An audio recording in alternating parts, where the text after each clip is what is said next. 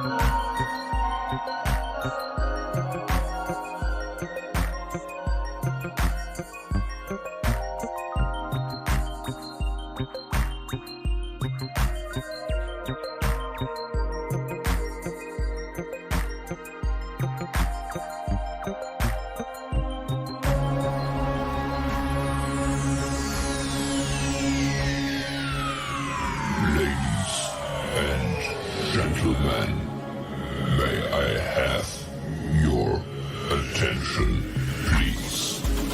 The show starts in 10, 9, 8, 7, 6, 5, 4, 3, 2, 1, go.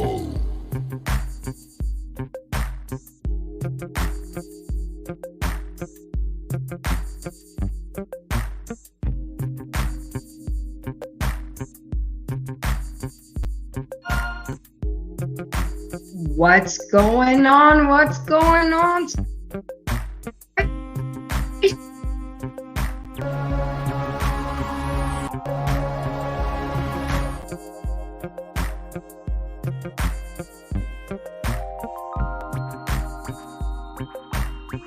Come through to the show. I know the basketball playoffs are on tonight, and it's a doozy because that's going to be a good game, Gary. That's a game 7, Miami versus Boston. But you know, business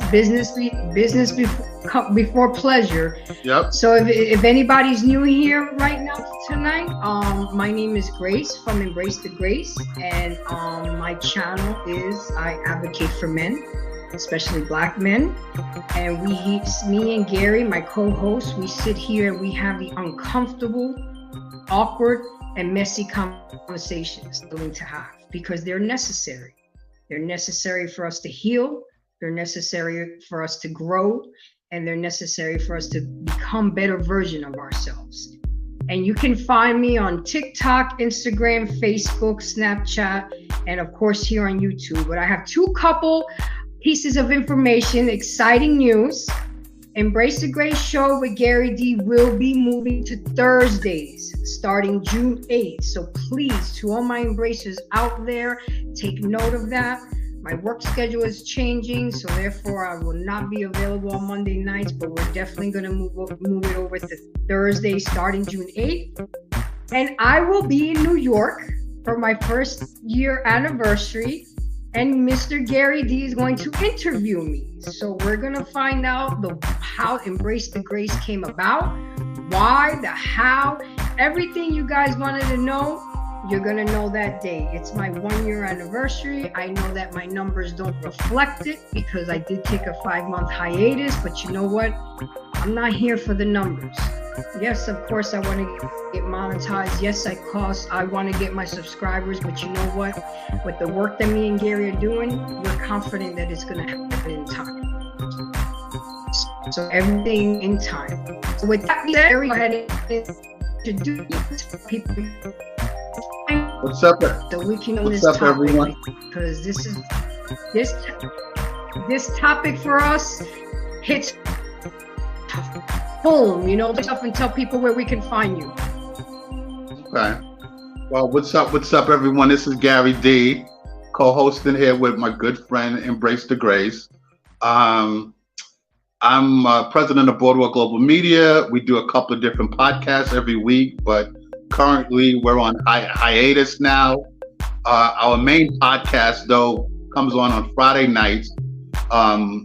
It's called The Real Discussion, from 8 p.m. to 10 p.m. It's The Real Discussion with Rock Logic, hosted by Gary D and Robin. We're going to be back on, I believe, in mid-July. So come back, because it's going to be great. You know, we're going to have some hot stuff coming on. And I'm also owner of ESI Global Group, a boutique entertainment management and consulting company. I have a hip-hop artist by the name of Baba T, who y'all probably seen in some magazines, and he's coming up.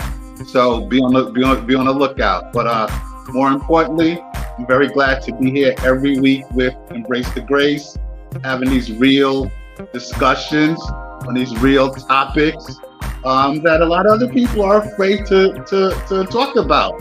And we really get into it and peel the onion back and make people look at themselves. Because at the end of the day, it's about improvement and having better relationships, right? better communication, right? So, and I'll stop there and I'll pass it back to Grace. First of all, I want to give a shout out to Mr. Dixon. Just got a new subscriber. I appreciate that, And guys, don't forget, I saw a podcast today, shout out to Angry Man, and he talked his shit about, when you're asking for donations and support for your channel, it's not begging, because me and Gary, we put a lot of time and effort into this. We have countless conversations off camera, and he sends me a lot of things. Here's your homework. This is what you gotta watch. This is what you gotta read. You need to do this. You need to do that. And you ask, and that's what you need. Sometimes a coach needs a coach. So I'm gonna ask you to be so kind. If you find it in your heart, you like what you see, you like what you hear, support the channel. Money tag Embrace the Grace 23 will highly be appreciated. And then let's see, Miss Leanne here, she said what is that? Hand, pink, and waving. Picking and waving. Okay. And then we got there's Mr. Dixon. I said, hey, Leanne. And there's Mr. Dixon. He's like, first time watcher. Well, it definitely won't be your last, Mr. CO, because we'll definitely be intrigued on what you're going to hear today. So, Gary, we are finally touching. Turn down the music. Oh, it's too loud? Of course, huh? Yeah. I don't even hear it. Okay. Yeah, I can hear it. I can hear it. So you may want to mute it. Yeah, it is too loud. I usually have it at 23 and it's at 63. Okay. There we go. Okay. Okay. So, there we go. Gary, yeah. We topic that very, very to your heart, because it's thing. I mean, if you guys watch our show ever since January, this is something that we're always talking about. We're talking about communication. Today, our topic, but not only just communication, because people can communicate all day long. The main thing that me and Gary are trying to get out there is effective communication and comprehension. We could talk all day, but if I can't interpret what you're trying to communicate to me, then all that talking was done in vain. And communication is the pillar of a relationship, not just with family members, not just with co-workers, not just with your parents, not just with your children, and especially romantic relationship. It's a pillar, and it's necessary in every type of interaction that people have in everyday life. So go ahead, Gary. What is your take on? Don't get too much too soon, because I know you got a lot. Oh, man. What is your initial take on this? I mean, look, communication, when it comes to any type of relationship, it's extremely important. I believe it's the foundation. I think that people need to take time to really learn how to communicate. I think a lot of people have poor communication skills, and that just could be because of how they grew up, right? How they see mom and dad, or their mom or their dad, or, so it's important for people to learn effective communication skills. Because what is it, like 63% of relationships end because of bad communication. Yep, or lack of communication. Or lack of communication. No communication. Think about that. Like that's insane, right? So that just goes to show you there's a communication problem, right? And when I say a communication problem, is that people not knowing how to communicate, right? Because I mean, you have to learn, you have to understand that before you get into a relationship. I mean, just real quickly, a lot of people now, they're talking about your love language, right? What are your different love languages? Well, shit, you got to communicate in order to tell your love language, right? Absolutely. And that is the building block. That is the pillar of the relationship. What's the purpose of you knowing my language if you can't communicate it? It's like me trying to speak to you in Spanish. You're not going to be able to interpret what I'm saying to you because you're not going to understand what I'm trying to communicate with you. And with that being said, let's give the Webster's Dictionary definition is what is communication? Communication is a process by which information is exchanged between individuals through a common system of symbols, signs, and behavior. However, me and Gary want to touch on effective communication because we could sit here all day and talk about basic communication, but it's effective communication because we grown now. Okay, I could be giving a show about basic communication 101 to high school kids. But we grown up in here and we need to be able to be willing to learn how to communicate effectively. And we're going to go over a list of the stupid shit that people call themselves doing because they don't want to communicate and why other people get so frustrated. Now, the definition of effective communication is the process of exchanging ideas, thoughts, opinions, knowledge, and data so the message is received, understood with clarity and purpose. When we communicate effectively, both the sender and the receiver feel satisfied. But this is the trick, Gary, of effective communication.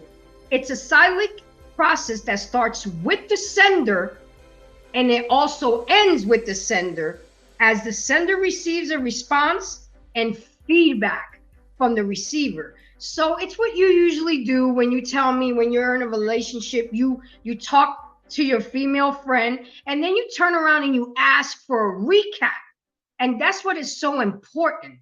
When I talk to Gary and I'm trying to really get something across to him, I'd be like, so Gary, you get what I'm saying? This, and this. And then he'll recap it to me so we can be on the same page that he interpreted what I was trying to say to him correctly. Right? So how do you work your effective communication skills, Gary? Because you are a good communicator. I mean, you're just not shy about shit. You say what you say, and you say it when you say it. Well, anybody that knows me knows that communication with me is paramount, right? Like, I've ended relationships because of that, right? Like, I don't play, because I think that it's very important that if, when it comes to a relationship, each person is supposed to understand each other, right? Now, I'm not saying everything needs to be perfect, but each person needs to understand each other. But with me, what I've learned in my adult life is that when it comes to communication, I have to make sure, one, what I'm saying, I want to make sure that the other person is interpreting it the way that I'm meaning it, right? Because sometimes what you may have in your head, what you're saying, and it's sounding to you what you're saying, and you're getting what you're saying, but the other person may interpret it differently. So this is where clarity comes in. Right? Absolutely. Recapping. This is where clarity comes in. Did you understand what I said? No, I didn't understand what you said. Okay, well, here's what then I would say it again or try to frame it in a way that you understand it, because it's important to have clarity, right? Because once you have clarity, then it makes it easier to respond. But see, some people, well, not even some people, most people don't take the time to really understand what they're saying and how they're saying it, right? And want to make sure that the other person receives it in the manner that they're saying it. Absolutely. Unfortunately, we have people that they want to talk, right? Like there's no regard, right? There's no regard. And I think that's a major problem, because if you have one person talking and there's no regard, and the other person is not getting what they're, is not receiving it the way that they're supposed to be or should be, then that's a recipe for disaster. Absolutely. And then Leanne said, isn't effective communication really about relaying feelings when in the context of a romantic or familiar relationship? Absolutely. Absolutely. But we have to recap what we say so we can make sure that we're interpreting the message correctly. But keep watching, Leanne, because I am going to touch on that, and you're on the right track. Absolutely. And then Wally came in, he says, salute. Thanks for coming, Wally. I really do appreciate you. And so here is some examples of effective communication, Gary. And the number one on that list is active listening. Okay? It's very important that you're actively listening to a person, because then what's the point? What's the point? Giving and taking feedback, empathy and respectfulness, responding to messages, having volume, clarity in the messages, understanding nonverbal data, building friendliness and confidence, adapting to your communication style according to your audience. You're not going to talk to a 15-year-old the same way you're going to talk to a 35-year-old. You have to change your style of communication so you can target the audience, so you can get them to listen. Go ahead, Gary. So in you saying that, I want to bring up something, and I want people to understand this, and it actually touches on what you're saying. There are 7 personality types of men, right? Yep, that we went over last week. Right. So there are 7 personality types of men, and each of those men have a communication style. If you study them, there are 6 personality types of women, right? And you have to study, and you have to study what each of those personalities are, right? And what people have to do is they have to do the homework to learn themselves, to see where they fit in, right? Are they an alpha male? Are they a sigma male? Are they a gamma male? Are they a zeta male? With the women, are they a alpha? Are they an alpha woman, a sigma woman, a gamma woman, a beta woman? These are these communication styles. And once you kind of understand where you fit, right, then you would know how to communicate with people.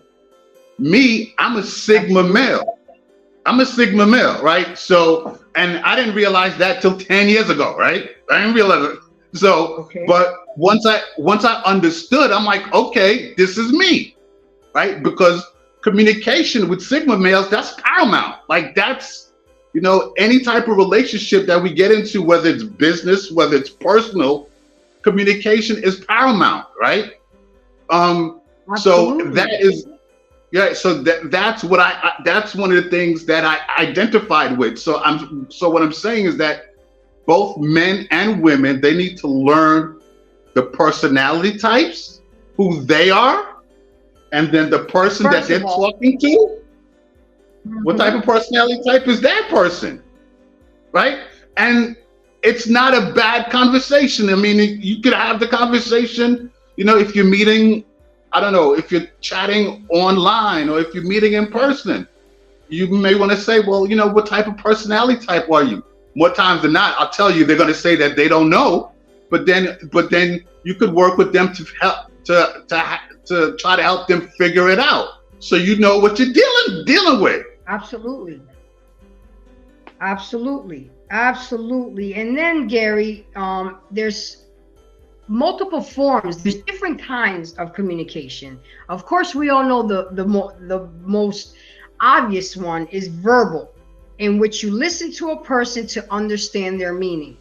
Then we have written, in which you read their meaning. Then we have non-verbal, in which you observe a person's meaning. And then visual communication, the practice of using visual element to get a message across, inspire change, or evoke emotions. The transmission of info and ideas using symbols and imagery. And you know what? I tell women all the time, men are visual creatures. My second part-time job is working in a grocery store, and a lot of wives, oh, my husband bought the wrong thing. I said, ma'am, if you want him to be successful and bring you the things that you need, take a picture of the product. That would be, I mean, there's just, I think there's no room for a mistake. And Gary, if I send you a picture of a box of candy that I'm looking for, I think it's self-explanatory. Some men still get it wrong. You know, they don't check the box and they'll get 0 calories or sugar-free when she didn't ask for that. But the point is that we have to understand men. And yes, Food Channel, the link is there. I dropped it. I'll drop it in for you. Give me just one moment. Men are visual creatures.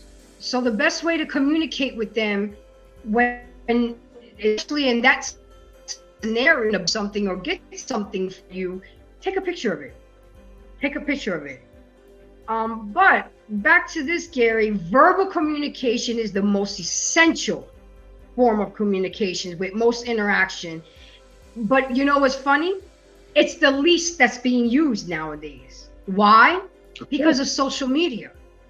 Because we're not taught to communicate, especially face to face, thanks to the damn internet, texting, emailing, and all the informal ways of communicating. People nowadays, especially our young people, are freaking socially awkward. They really don't know how to just sit at a coffee shop and have a conversation. They don't. All they really know is how to text, how to email, sit behind a keyboard, and not really have heart-to-heart conversations. It's like we scared. We don't. Ooh, we're too fucking sensitive.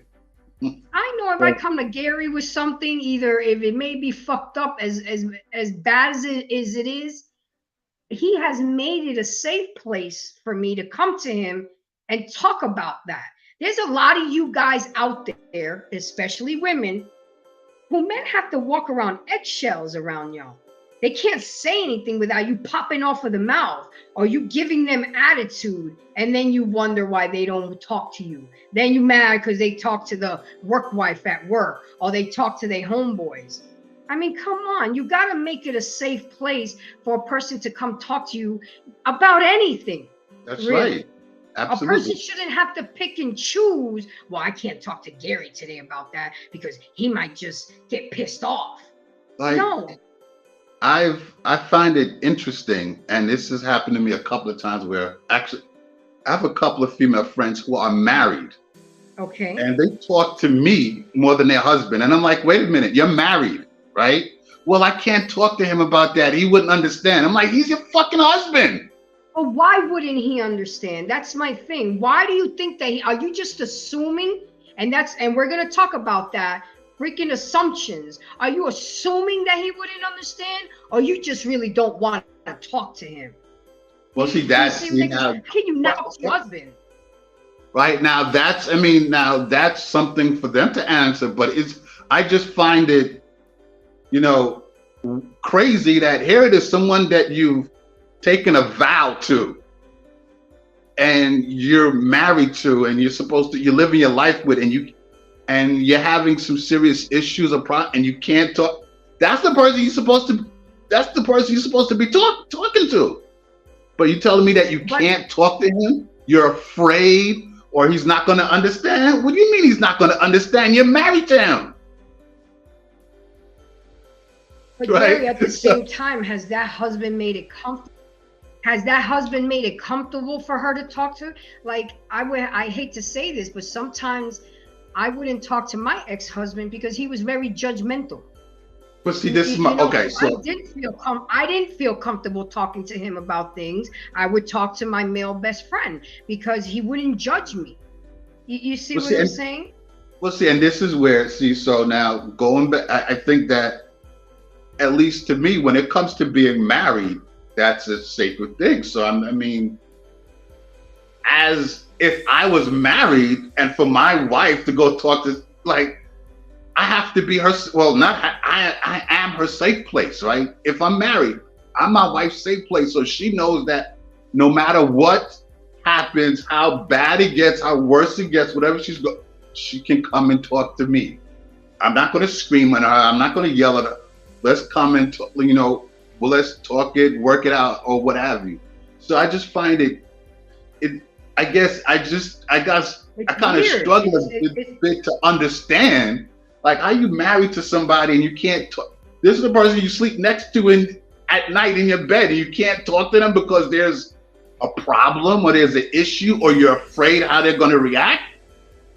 They're not going to understand. Are they not going to understand? I don't get it either, Gary. I mean, I can kind of understand because there were some things that I couldn't go to my ex-husband about. One, I know he wouldn't come up with a solution because he didn't know nothing about the topic.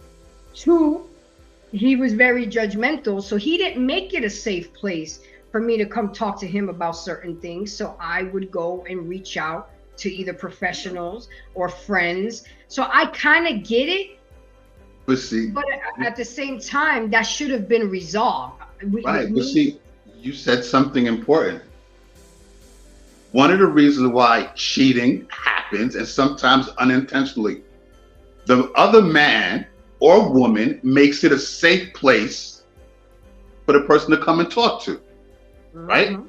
So if that person makes it a safe place for you to come and talk to, then, if something's wrong or something upsetting, this is the person you can call, this is the person you can talk to. And this is why, now sometimes in the beginning, it's innocent, but then as things go on, you're gonna build a connection, and women are emotional, so you're gonna connect with this person. Why? Because you feel safe, you feel emotionally safe. Absolutely. And that's just facts. Now I know some people don't want to hear it, but that's just facts. And I'm kind of blushing right now because I'm not used to this, Gary, but I appreciate the Cash App. I really do. This is like one of my first ones, so I feel a little elated right now. Thank you, Mr. Dixon. I really appreciate it. That's gonna go towards the laptop. Yeah, I can't even talk. Laptop computer fund. So I really do appreciate it. Thank you very much. So the salute to you. Simon, how are you today? Can you hear us? Yeah. Simon, are you there? Sorry, yeah. Can you hear me? Yes. How are you tonight? How are you? Salute, man. Salute. Hope you well. What's up, Gary? What's up, Embrace, man? What's up, nice Simon? Conversation, man. So far of what you heard and what you've seen, what's your take on communication? I think communication is really underestimated, especially within Black communities. It's really, really underestimated.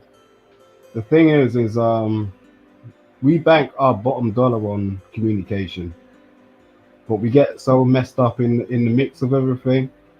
Like our politicians, what do? Like all day long. You just watch them on the TV screen, and what do? They're not out here doing tracks. They're not out here like running laps. They're not pushing weight. They're not doing the whole heavy construction industry thing. You just see them on the TV screen talking to you. And their whole game is about putting a message across and understanding the importance of the word. And the word is communication. And why do we lack in this area? Why do we have so many problems, issues? Because we have this whole thing about like vetting, but no one teaches us how to vet apart from what we hear on these YouTube streets. It's like email etiquette. Have you ever sent, look, have you ever, like, I'll put it this way. Have you ever set up an email address and just waited for the communication to come through without actually sending an email address to someone and making them know that that's an email address that they can get in contact with you with? Nothing flows like that. No river flows like that. So we just need to be a bit more aware of how we're communicating, because you know, we take it for granted, we take it for advantage, we assume people are gonna be the receptacle funnel that just understands where we're coming from, and they don't. Well, it doesn't happen. Look, it doesn't happen. I'm sorry for cutting you off. I mean, it doesn't happen. It's okay, Gary. That's okay, brother. It doesn't happen all the time like that. I think that even in a workspace or where you're working at, you still have to understand the type of people that you're dealing with. Some people are more outgoing. Some people are more introverted. You know, so you kind of gauge on what you can say to who and how you can communicate with that particular person. When you're in a relationship, you definitely, as I said earlier, you know, you have to find out what type of person your partner is, right? And once you find out what type of personality your partner is, each person has a personality style, and in that personality style, they have a way they communicate. Right? Now, it may work, it may not work, right? The other thing that I wanted to say, I think one of the problems that I've seen is that there's a lot of trauma, a lot of unhealed trauma that both men and women have had, whether it's them growing up or what have you, and that plays into a lot of the communication issues, you know, and clearly it spills over into your relationships, whether it's your personal relationships or whether your work relationships. But there's a lot of unhealed trauma, right?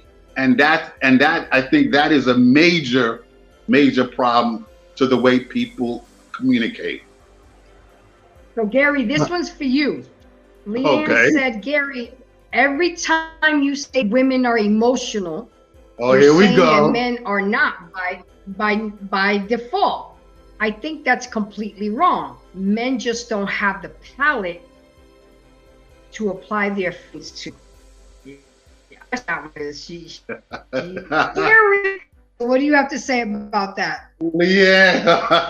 Oh man. So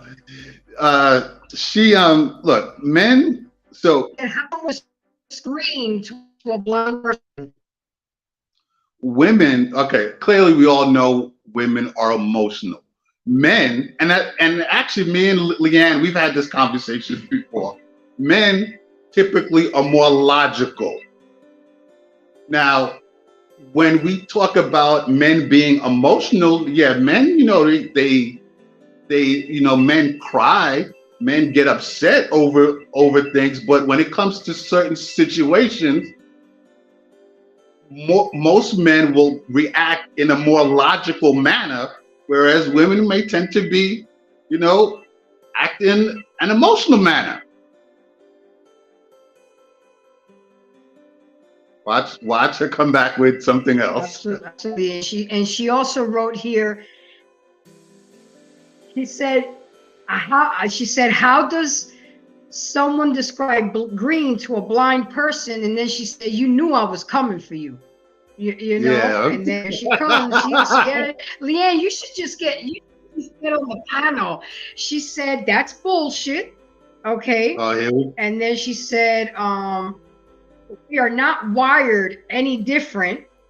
And then Wally came back and said, basically the majority versus the minority. Leanne, as a woman, I'm gonna have to disagree with you on that one. Women are built to be, men are emotional too, They have emotions, but we as women, we think with our emotions first, and men think logically. We may Men come and back women are logically wired. later. Men and women are wired differently. Like, that's just the reality. That's just the reality. She doesn't want to believe that, but that's just the men and women are wired differently. And she said, "How do I do that?" And then Wally, come up, bro. Food Channel is asking Wally to come up, so he's welcome to come up anytime. And you should just come up, baby girl. And then she said, the order doesn't always She loves to debate the end result. Hey, but that's what it is all about, is having a conversation, communicating. It's all good. It's all good. It's all good. Yeah, come get on the panel. All you have to do, you don't have to be on camera if you don't want to. In there again, so you don't get cramps in your fingers. Hold on, I'll send the link again. Give me just a second. And then you just click on the link. I'll see you, and then I'll add you to the panel, and then you can right away click on stop cam, and it'll not put you on camera. It'll put you how Mr. Food Channel is on. You see how he's there, but he's not on camera. So let me just keep going, guys, because I have a lot of information to get out here. Not only is verbal communication the most essential, it's the most important. But to effectively have good verbal communication, again, and I'm going to bring it up, active listening is perhaps the most important part of effective communication, because if we cannot listen to the person sitting across from us, we cannot effectively engage with them. And that makes sense. You know, a lot of us half-ass listen to people, and then you want to get mad later. Well, why are we talking about this again? Well, didn't you half-ass listen last week when that person was trying to talk to you about this situation? You know, a lot of it is self-inflicted. Most people don't listen. You know, they, just as you said, they half-ass listen or they tune out. Or they're listening to respond versus to understand. Yeah. Well, that's another major problem.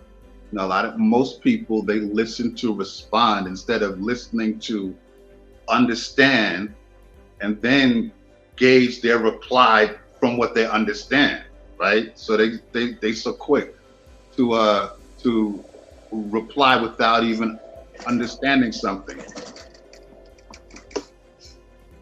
I hear you, I missed and I the have to last say bit that as it was. Hi, Miss Leanne. How are you today? I'm doing well. How are you guys? Leanne, welcome. Good, thank you. Thank you for coming up to the panel. I'm not sure That's if you called have a nervous YouTube channel or laughter. anything. I do not. That's okay. Okay, so just go ahead and introduce yourself and go ahead and let's get in it, right? Right. What is your take on communication and everything we've spoken thus far? Just basically, you know, we keep going on this premise that men aren't as emotional as women. They just emote their emotion differently. And yeah, are there women that are willy-nilly and just, you know, emotion drives everything that they do? I don't happen to be one of those people, but I also don't happen to be somebody who denies the emotion that I do have. And I, you know, yes, that is the initial first experience that I would have. But then I typically step back and sit with it for a minute, kind of analyze what's going on, what's the trigger, what is the, you know, is this fear, is this embarrassment, is this happiness, sadness? You know, happiness and sadness are secondary. And, you know, fear is a secondary emotion. It's always coming from some other driving force.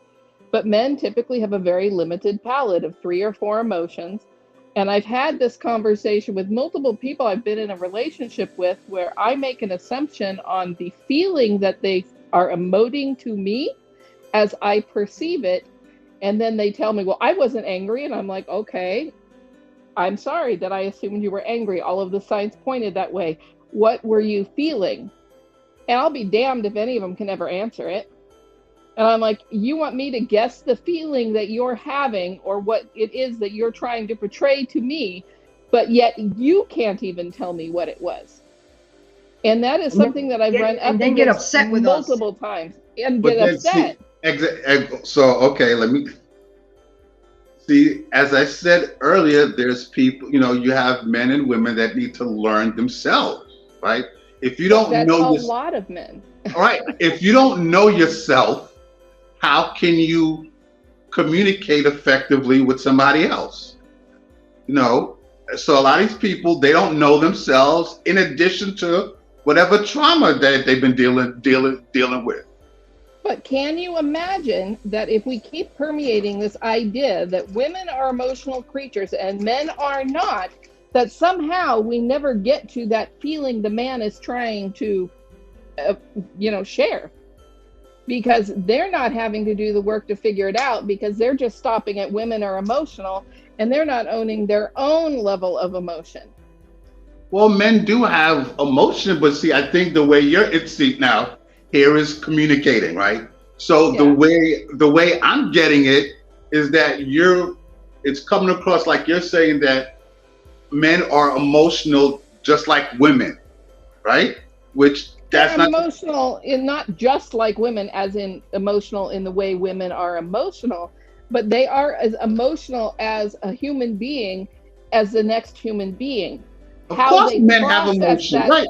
Yes, right. But they don't process it and they don't understand what's going on. And typically, men are not wired.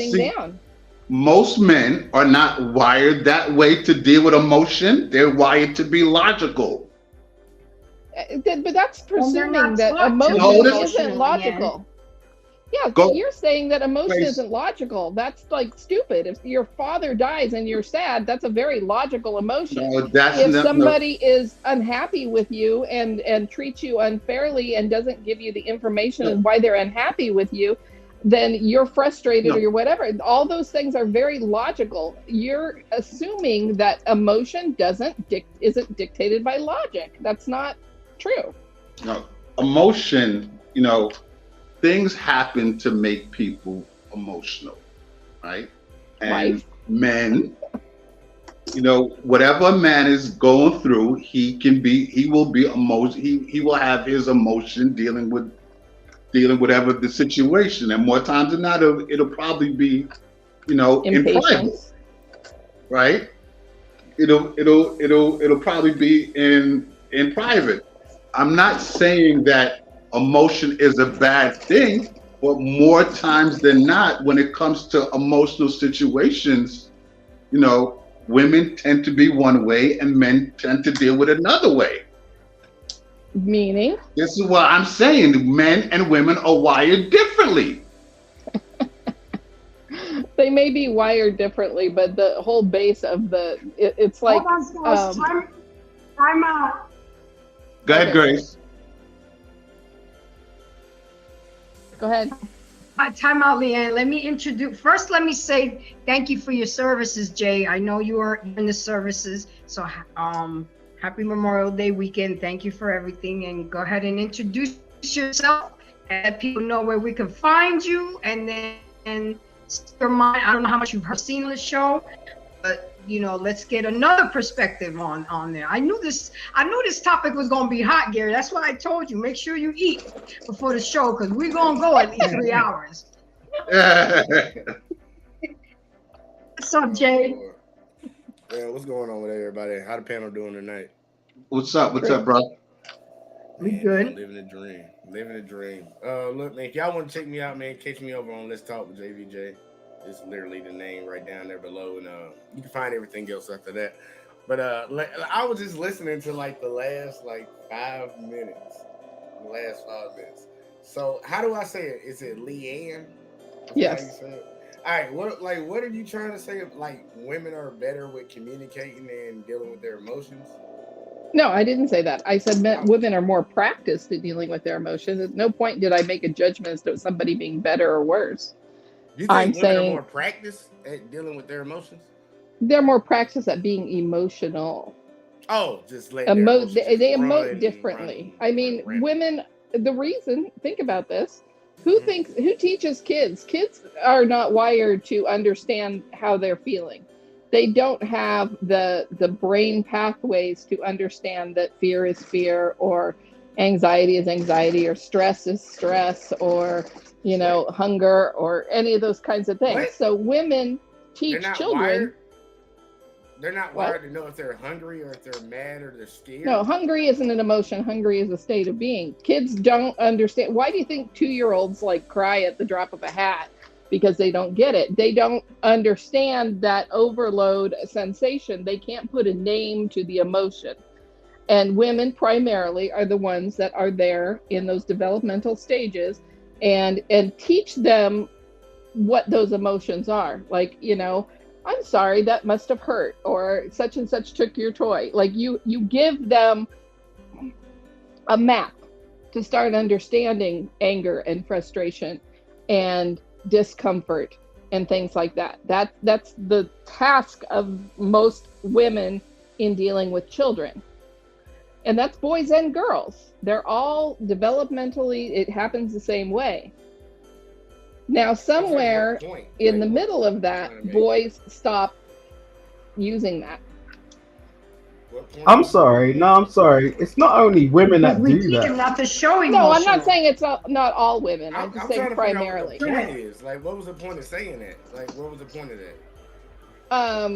What was the thing that you said before? Sorry, I have short-term memory issues. You were saying that you said women are more practiced in their emotions. They are more practiced in naming them In what and way? understanding that, the difference between frustration and anger and embarrassment and those kinds of things, or should be. You don't So think men are not. Yeah, I'm Is that what saying you said? A lot of times. Really? Yeah. Let me say this real quick. Maybe it's just the men you're dealing No. with. That's what you all say. I gotta really break this down. A lot of guys have the world thrown right into their face at an early age. They have to understand how the world is. So controlling their emotions and learning what their different type of feelings are. Guys learn that at a very early age. Because it's not like, oh, you hurt your knee, you scraped your knee, oh, come here, baby, pat you on the back. No, rub some dirt on it and get up and keep moving. They have to understand how to process their emotions. Guys get that way sooner than girls do. So I'm trying to figure out what do you mean by that? Like, women are more. I wouldn't say it's one thing or another. I wouldn't say it's one thing or another. I wouldn't say like more men and more women. I'm just saying. I would think that there are just different people out there, and if you're emotionally intelligent, you're emotionally intelligent. That's just fact. Dudes are more emotionally intelligent than females. Well, speaking of that, that is what next week's show is about: emotional intelligence. You see, Gary? Do you see how it gels all? Of course. That's crazy. There's actual neuroscience. I think emotional intelligence is a learned behavior. We can't. I just don't think we can do that. I don't think we could just put each other up against each other and go, oh, 50% of the men are like this and 50% of the women are like this, and that's just the way the world. No, because it don't stack up factually. It don't statistically. It don't stack up. Break it down how it doesn't. Men are more logical. What? So you tell me, bro, because you seem to have the ideology behind this. Yeah. Go ahead. No, I'm asking you. Educate me. How does that work? How does what work? How is it that there are more people doing more things than other people? So you got 50% of women and you got 50% of men on Earth, right? And what? So you're saying basically that men are more intelligent. Emotionally intelligent in terms of they understand their emotions more than women. We have to. It's not a matter of have. I'm just asking you, statistically, how does that work out? Statistically, how it works out, they have more men that manage their emotions better than women do. The only difference is when you want to point to crime statistics, women are not punished at the same level that men are. Sometimes when women do violent actions where they're losing their emotions and police just look the other way. You can see who hurts kids more. The people who are around the kids the most, which is the women. Like you can look at the data and look at all of that and put it all together and understand that men have learned to control their emotions, because when a man is emotional and he's out of control, he can actually take lives. When a woman does it, she can take lives too. We're starting to see that a lot more now, but most people just brush that off. Oh man, she just crazy or something like that. Let a guy do the exact same thing, he needs to be locked up. Men have learned since the beginning of time, from a very early age, that they have to control their emotions. To control your emotions, you have to be in touch with your emotions. You have to know how you're feeling. More guys control their shit, because girls can go back and forth and catty talk shit about each other and do dirty things behind each other's backs. Men are more straight to the point. We know there's a line that you don't cross. We all emotionally know that, right? You don't see that with women. You can look at all the data you want. Yeah, because for example, guys, me and Gary can get into an argument, and then we talk our shit, and then we could go have a beer at the bar like nothing ever happened. Whereas if I was to get in an argument with a woman, now she want to call her friend, she want to call her baby daddy, she want to make such a huge thing of a situation that could have been handled in-house. And I can talk about this because it's been a proven fact. When I get into it with a guy, it doesn't linger on. Sometimes it does if the guy is emotionally upset. But most men get over it. They just move on. They don't end friendship. They'll curse me out. They'll tell me how they feel, and then we move on. Now it's up to me to use my emotional intelligence. Am I gonna get in my feelings and be mad at him and cut off this friendship that we've had for years, or am I gonna take it in, marinate, sit in it, and grow from that? So, Leanne, I'm gonna have to agree with Jay, because we just tend to get emotional a lot over a lot of frivolous things, where men are at an early age. Do not show your feelings. Do not cry. Suck it up. Man up. You know, so when they come from an upbringing in that nature, it's very hard for them to learn how to communicate and how to show emotions. But yes, men are emotional. Sometimes I forget that they're emotional. Yeah, let me chime in. Yeah, let me chime in here. I think that this new generation of young men, yeah, they definitely are a lot more emotional than the generation before. You know, and why is that, Gary? Why do you think that is? Well, a lot of them were brought up by single mothers, right? So there's no male figure. Right? There you go. There's no male figure.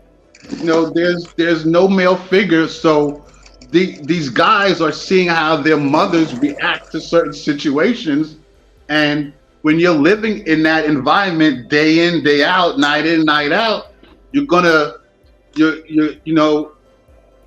take on some of those qualities, right? It's no different. When I was growing up, and I think I said this last week, my stepbrothers took after my stepdad. My stepdad was abusive to my mom, right? Verbally and physically abusive to my mom. My older and younger stepbrothers wind up abusing their wives and their girlfriends. I didn't turn out like that. You follow me? Because what they saw my stepdad do, which is their dad, they looked at that as that being okay, right? So that's a learned behavior, right? So with these younger guys, so with this new generation now, them coming up with these single moms and some of these single moms having attitudes. Now, let me just say this: there's some single moms out there that do an awesome job, and I know quite a few. But then there's others that, you know, they're on that ghetto shit, right? And you can't raise young men like that. And then when these young men get in trouble and stuff happen, and then they don't know how to deal with conflict, right? You know, they so quick to act up and act out and retaliate. I agree. Okay. I agree. That's why we have so many young men socially awkward. Don't know how to have a conversation with females, don't know how to ask a girl out, don't know how to talk to them, and they lash out in so many different ways. But let me keep going to the information, guys. Go ahead. These forms of communication can take place in person, over the phone, or through various digital platforms. While the effectiveness of one's communication can vary, it affects your life in various ways, in your professional life, in your personal life, and in business. The more effective your communication you are, the more you will be good at your work, business, and personal aspect. So guys, communication and effective communication is a learned behavior. You have to learn. If you didn't learn at home, I mean, there's no excuses now. We'll Google anything nowadays. When I was doing my research for this, I couldn't believe just how much information you can learn. They have surveys and tests and workbooks and things like that to be able to become a better communicator. And then Grace said, how you doing, my dear? Thank you for coming. Women hold grudges and plot and scheme to retaliate, even if they just took something the wrong way. Exactly. Most men don't do that. Most men may get mad and may do something right then and there and then just leave it alone. But they don't continue the fuckery like most women do. But again, I could be wrong. I'm not perfect. I'm not a licensed therapist, and I'm not a certified psychiatrist, guys. That's a disclaimer I got to put out there. I am an expert in love. We're talking from our experiences. We're talking from our experiences, and we're sharing our experiences. Yeah. You're right. Are you gonna go around the panel, because like you got a big panel up here, so I don't want to start interjecting all the time. So I don't know if you want to make us speak one at a time, but I'm just saying, I mean, like, if you have something to say, just say your point, and we'll move on. You know, I'm just saying, like, you know, we can frame women in a certain type of way, but that's just based on our experience. Like, I've met a lot of women, and trust me, like, they are structured. They will tell you how things go. There are no problems. Like, that's how I got in a marriage in the first place. I was in a 10-year marriage. And even in leaving that marriage, there wasn't no problems. Like, people talk on these streets, oh, there's been a divorce, oh, someone want to come at you and all this nonsense. No, we're cool. Like, it's continuing. We have children. We get on. We co-parent without an issue. So I just think it's just like people's perspective in terms of what they've lived and how they're choosing and picking. But I guess the majority is what's being spoken on, and that's why I'm interested in the conversation. Let me just chime in here. Like, listen, in my experience, and I've been fortunate to have traveled around the world, and you know, you get some women act different, right? And I think that you know, when you've traveled and you've dealt with women in different areas, you kind of see what's going on. For those people that have only stayed here in the States, you get to experience how men and women are here in the States. But when you go to other countries, you know, and you experience other cultures, you know, then you kind of see an interesting difference. So I think that when it comes to having an experience, you know, there are people that are going to have experience with people that are upstanding and have their stuff in order. Then you're going to have people that are going to have experience with people that are just dealt with trauma and don't know how to deal with it. Then you're going to have people that probably dealt with a hybrid of both, right? But I mean, I think it's you know, it's all experiences, but from my standpoint, I think that, you know, when we talk, and this is where these conversations and discussions are good, is that where we can share our different experiences, because Some things we may agree on, some things we may disagree on. But it's shared experiences. So when the viewers watch it, there's going to be somebody that's going to identify with something that one of us said, right? Yeah, And I mean, the thing is like everyone at a certain age will experience some sort of trauma. I mean, you're talking about like a 5-year-old that's in the playground that bumped their head. That's like trauma, okay? Sometimes we take it to an extreme and then we go, okay, we're going to relate this to our relationships. And, you know, we get involved with somebody and we get that nice little feeling in us and we think that's going to be a forevermore situation. But then we don't want to deal with what happens when you're just dealing with the basics, like someone just using the toilet, for Christ's sakes. We don't want to talk about the basics, like someone just walking in your house and moving something you don't want to see moved, you know, because you've spent so long setting up that household and, you know, you've got this set up. It's like people get really personal and touchy and petty about stuff real quick. But the fact of the matter is, it's like we're human beings. You know, when are we gonna, you know, get past the thing to make our own person happy? Because it's not about other people when it boils down to it. When you're in your house with somebody, it's about you and that person. Like, but what we try to do is inflate that, because we always got in our mind we're gonna have a conversation with somebody else, and we're gonna talk to them about our experience. We're gonna try and sort of go, okay, you're doing this over here, I'm doing this over here. How could, you know, what's the competition looking like? Do you get what I'm saying? We're trying to upstand ourselves and be the most best person.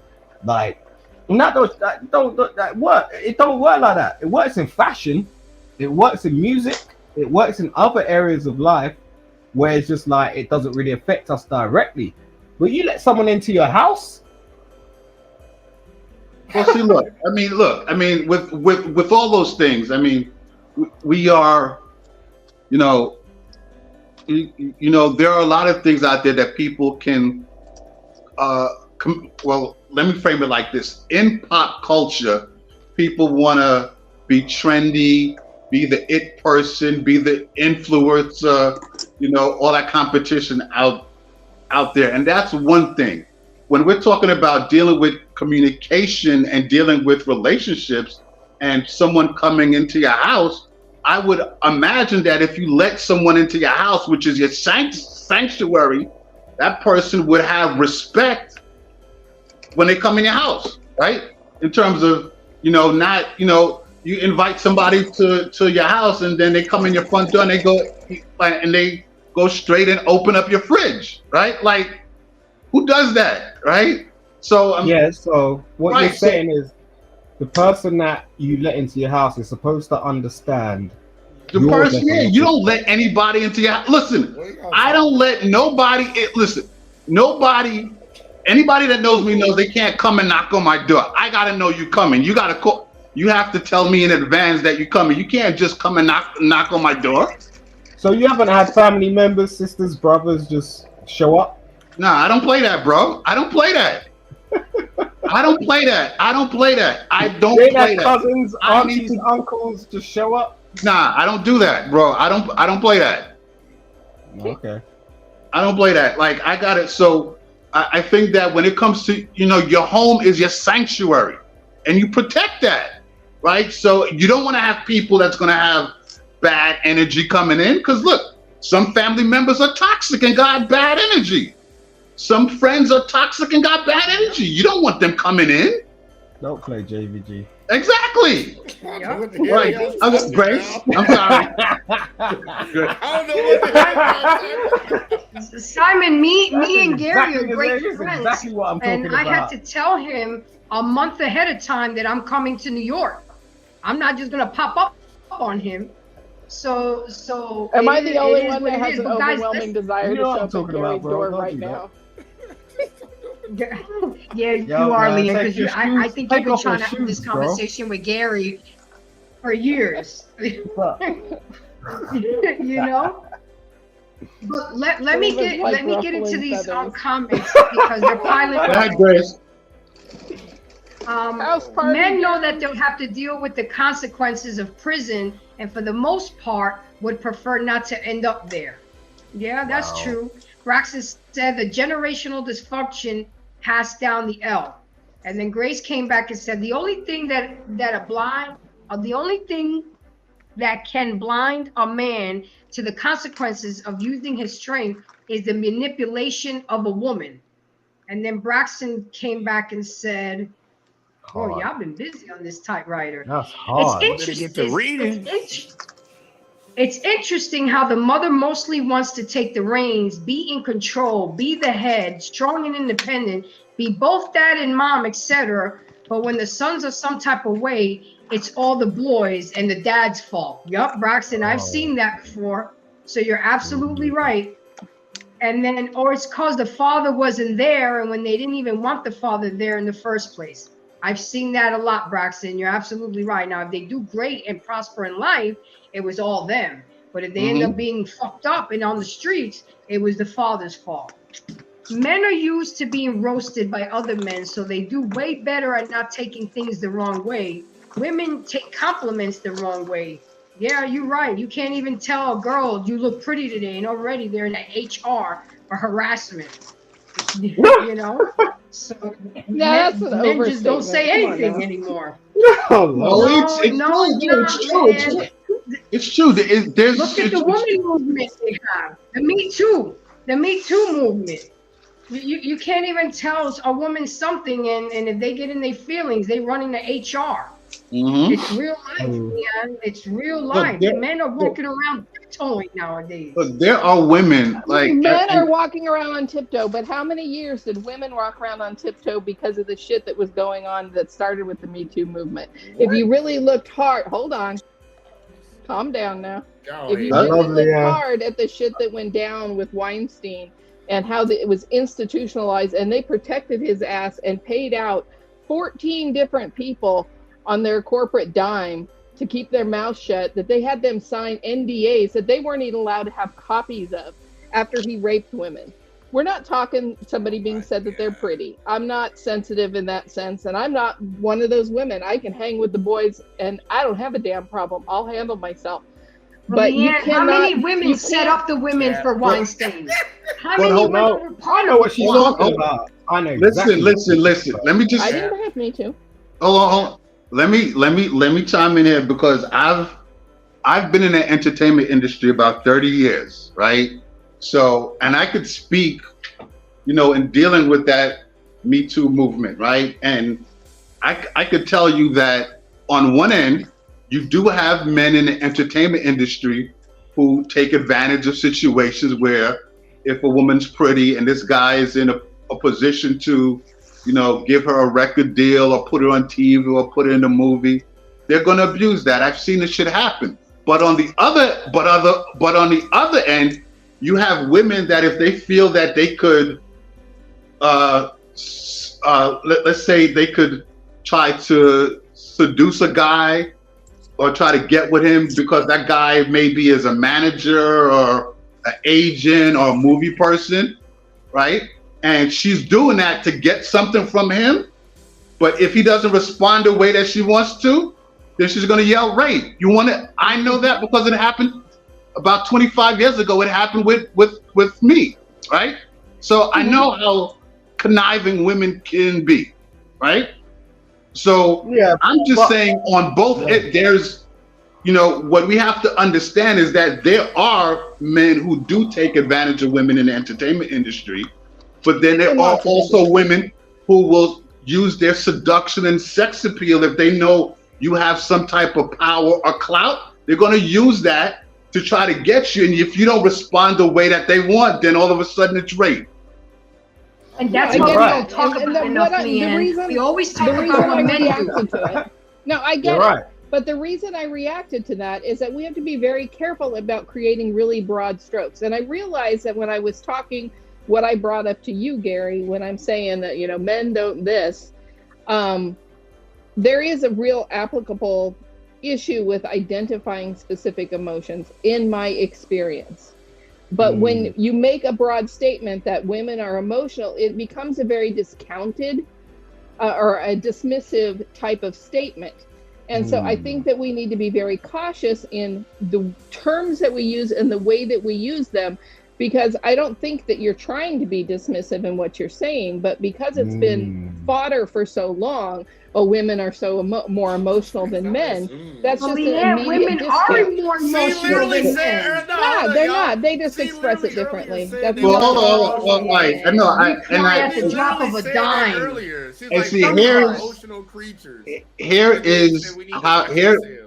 is communication at work. So I understand what Leanne just said, because now from what I was saying, she took it and kind of, I guess from what she just said, she doesn't feel I was being dismissive when I say women were emotional, which I wasn't. Like, I'm just saying that because of how men and women are wired, women tend to be more emotional. And in me saying that, I'm not saying that to be to negate it or be dismissive. But it becomes in society's view a dismissive. Yeah, that's what I was thinking the same thing. I was thinking the same thing. Can I say something real quick? Like, Of course. this is clown world stuff. You literally, Miss Leanne said earlier that women are emotional creatures. Then you turn around and told Gary we need to be careful about saying women are emotional. You literally said women are emotional creatures earlier. No, he said that women are more emotional than men. They are more emotional than men. No, they just express it more often, more freely than men do. Because you guys turn around and say the same thing, and you're saying that men have emotions, but we hide them. Yeah, we do. We control them. But you don't. You don't control them. But you don't. You just lock That's it away. why more men abuse, why more men shoot, why more men like that. But it all bubbles up in the end. That form of control doesn't work. Necessarily, man. We have different ways of getting our frustration out. We got dudes that go to the gym. We got dudes that go play sports. We got dudes that find hobbies to get their frustration off. Like, don't sit here and act like dudes.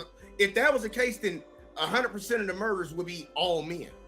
But see, that's what you're zeroing in on the frustrated emotions. What about the emotions of like liking attention? No. Stop trying to make men be women. We're not. I'm not making men be women. No, you're trying to talk about why men don't do things that women do. Why is it a threat to masculinity for a man to have emotions that aren't anger? You can't redirect the conversation like that, bro. Brainwashing. You're trying to tell men to start attributing. No, it's just an opinion. Emotions that women do. You can't. It's just an opinion. It can be her opinion, and let her have it. And I'm about to have mine right now. You can tell men all damn day long to express the emotions that you want them to express because you express them. But that is not what makes a man a man. Just like we don't tell y'all to express the emotions that we have because we don't. So not having emotion makes a man a man. What makes a man a man exactly? Explain, enlighten me, please. You think there's an issue with men not expressing their emotions? You're saying that women are more in touch with their emotions, pretty much, right? I just repeated what you said. That I'm asking you that question. She didn't say it was an issue. I'm asking her that question, yes or no? Is that what you're saying? Rephrase your question so I'm clear. Are you saying that women are more in touch with their emotions, yes or no?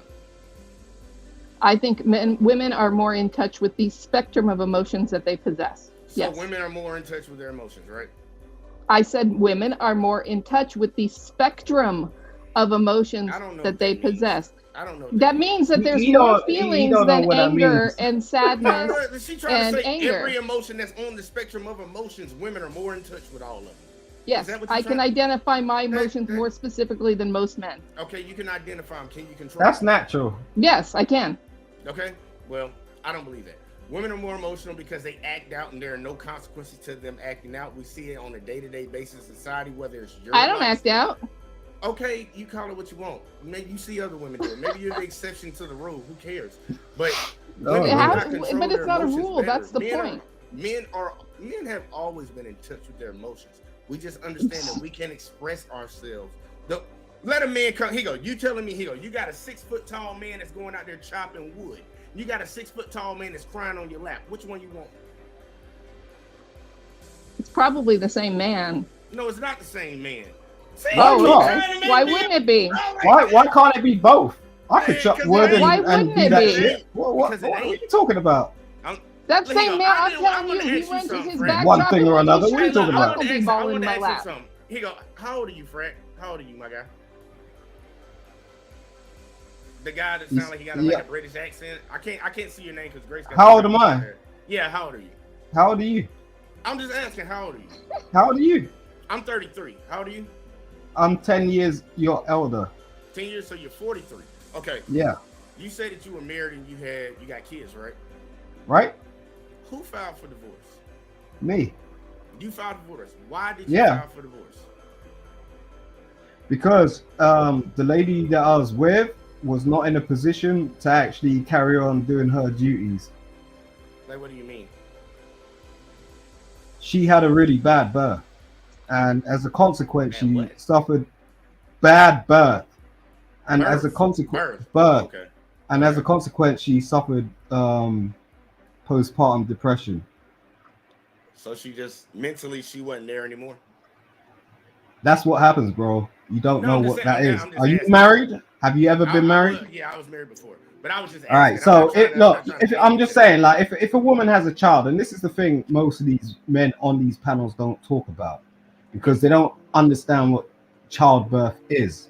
Mhm. And the fact of the matter is, you know, although she's going through whatever she's going through right now, I give her all my blessings.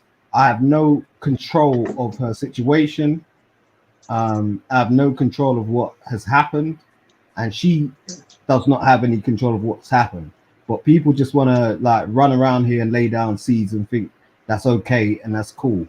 But the fact of the matter is like, you know, I can only give her blessings because she's blessed me with a daughter, and my daughter's everything to me. No, I understand. That's beautiful. But I'm trying to say, you said you divorced her because she went into postpartum. Yeah, Why would you divorce her when she's going through a hard time like that? because it's not a hard time. What is it? She became a risk to our child. What do I mean? She started acting out because she was not in control of herself.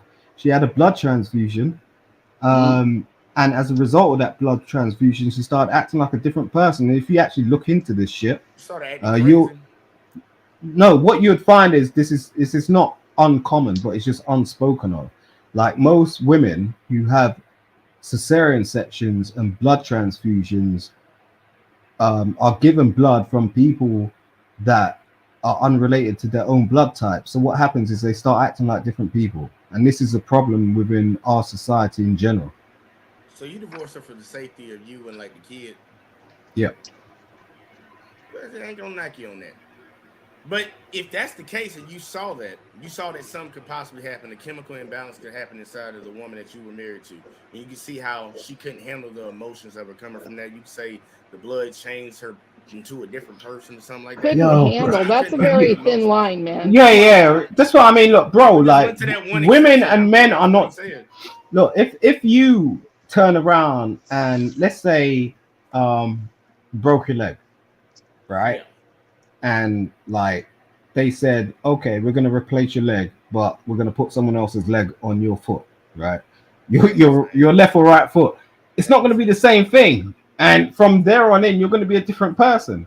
It's so not even close to being the same comparison. What? So look, what? So what's the comparison? It's the same. It's the same. Look, yo, if you all right, let's say you had a car crash, okay? Yeah. You ran through the damn window screen like DOC, right? And like as a result of that, you had a laceration which was like 9 inches long, and you lost like 2 liters of blood, right? And they had to do a blood transfusion on you. Where do you think that blood's coming from? From another person, clearly. Exactly. Now, who's that? Is that a criminal? Is that a crazy person? Like, what's their DNA? Like, you don't know. Like, so what happens is they pump all this blood into you. They pump all this blood into you. This sounds like some X-Files shit. No, but this is real. This is my real life. This The is my murderer's real life. blood made me change. Wally told them, man. Like, this is why me and Wally have discrepancies, because But look, that me might and be Wally like were tight, but it's just there was stuff. 0.00000. There was stuff It's gotta going be- on. That's got to be like one of the rarest things in the world to be like. Yo, got you don't blood. even know me like that. I'm telling you, this I'm is not just telling nothing. you. I'm not saying it in a bad way. I'm All just right, saying. guys, this is can we not- stick this to the topic? This is about Yeah. communication. We are totally off track. We So can- let me. No, but this is let's- communication. We're talking, and this is the facts. Like, we need to I have real understand, but we're conversations. talking about Okay, things that okay, is off listen. topic. Right now, let's. He asked me a question. I'm answering it. All right, cool. So, That's gonna be a show I'm gonna have to do. all right. So listen. Let's circle back to Grace, so Grace can continue the show. I appreciate Okay, so Grace said, we are now reluctant to believe women now, which is worse for those that are telling the truth. And she was talking about this right here, which makes a lot of sense. The Me Too movement is the worst thing that could have happened to our nation. Now we have men in prison over the lies and manipulation that women get away with. And I agree with you. And that's what I was saying, because it was. I can tell you from being in the entertainment industry, there are men who definitely abuse their status and their power, right, in whatever position that they're in. But then there also you have women who will use their sexuality and flirtatiousness and what have you, because if they know that you're a man that's in some type of position of power that could get her in a movie or in a TV show or modeling or a record deal, and if she feels she could use her sexuality to kind of advance that with you, but if you turn her down, then all of a sudden it's rape. Yeah. All those things are true and do happen, Gary, but the difference that I'm talking about is institutionalized, and where the whole what it was, the Miramax, is that what it was? Yeah. Look, I know the whole story. Right. I know the whole story. But Miramax stood behind him and covered his ass in multiple situations that were habitual. And that woman that's going and using her sexuality against one person, I'm not saying that's right or something that should be done or shouldn't be punishable. Absolutely. But it's not institutionalized. There's not some movie studio that's paying all the bills for the woman who's trying to get this job. It's like dealing with, when you have an institution that supports the actions, it becomes an entirely different crime. Well, what you have, listen, and I hear and completely understand what you're saying. When you have these entertainment companies, these entertainment studios, a lot of them do that, right? They'll cover, if it's one of their corporate executives, they'll try to cover for them, right? And clearly that is wrong. But if it's a company that makes a lot of money and they have a bunch of investors, they need to protect the interests of the company, unfortunately, right? So, so it's the interest of the company over the safety of the employees. I mean, we're talking, there were women that were 30 years ago that were simple, help. Why not bring it up 30 years ago? Why wait 30 years later? A lot of them did, and they were all met with payoffs and NDAs that they were not allowed to. Did they take the payoffs? Then they shouldn't have took the payoffs. They weren't really given much of a choice. They all tried to go to the police. It's okay, and in the entertainment, and I'm not defending. I'm just telling you what it is, right? And I'm not saying that it's right, right? But what happens is they're going to protect the company, right? They know, as long as Hollywood's been going on, right? As long as Hollywood's been going on, this stuff has been happening. But so what now, we're saying is they're going to protect the men for the sake of the they're company. always going to do that. Where is the institutionalized protection of women? But it's the same with our parents, to be fair. Here's the thing. So it's when something happens, the right thing to do is to definitely go to the cops or go to the police, tell them who, what, where, when, why. But most of these women are not going to do that because they don't want to get blackballed. They don't want to ruin their reputation. This is the entertainment industry. It's like our parents. Right? They're not going to go to the cops either. Right. So they don't want to go. They don't want to go do. They don't want to do that. Right now, some of these companies, yeah, they'll do the NDAs, they'll do the payoffs, and all of that. Right. So they can protect the corporate executive, and the company. Now, I'm not saying that's the right thing, but that's just the nature of the business or what they do. Or the nature of the family. Okay, but that's the thing. Because it's the nature of the business, it doesn't make it right. And I never said it was right. I never said it was right. That's the premise of the Me Too movement. Yes, could it be perverted and can it get taken too far? Absolutely. You know, I'm not one that's been somebody that blows a whistle. I'll handle my own shit, and I don't have a problem having, you know, I don't operate on that sense of you know, I don't use my sexuality for advancement. There's a lot of women that don't participate in that level. In the same way, there's lots of men that don't. We can't judge everybody. On the other side of the token, you have 1 in every 3 men of taking care of kids that don't even belong to them because of all the paternity fraud that women do. You have child support courts that are favored to women, and you have men going to prison for not paying child support, and then come to find out that it's not their children. I mean, it's fucked up in every situation for men and women. But you have to understand, Leanne, that hold on, let me finish. You have to understand that this channel, I advocate for men. I'm not going to talk here about women because we've been blaming men for all the fuckery for years.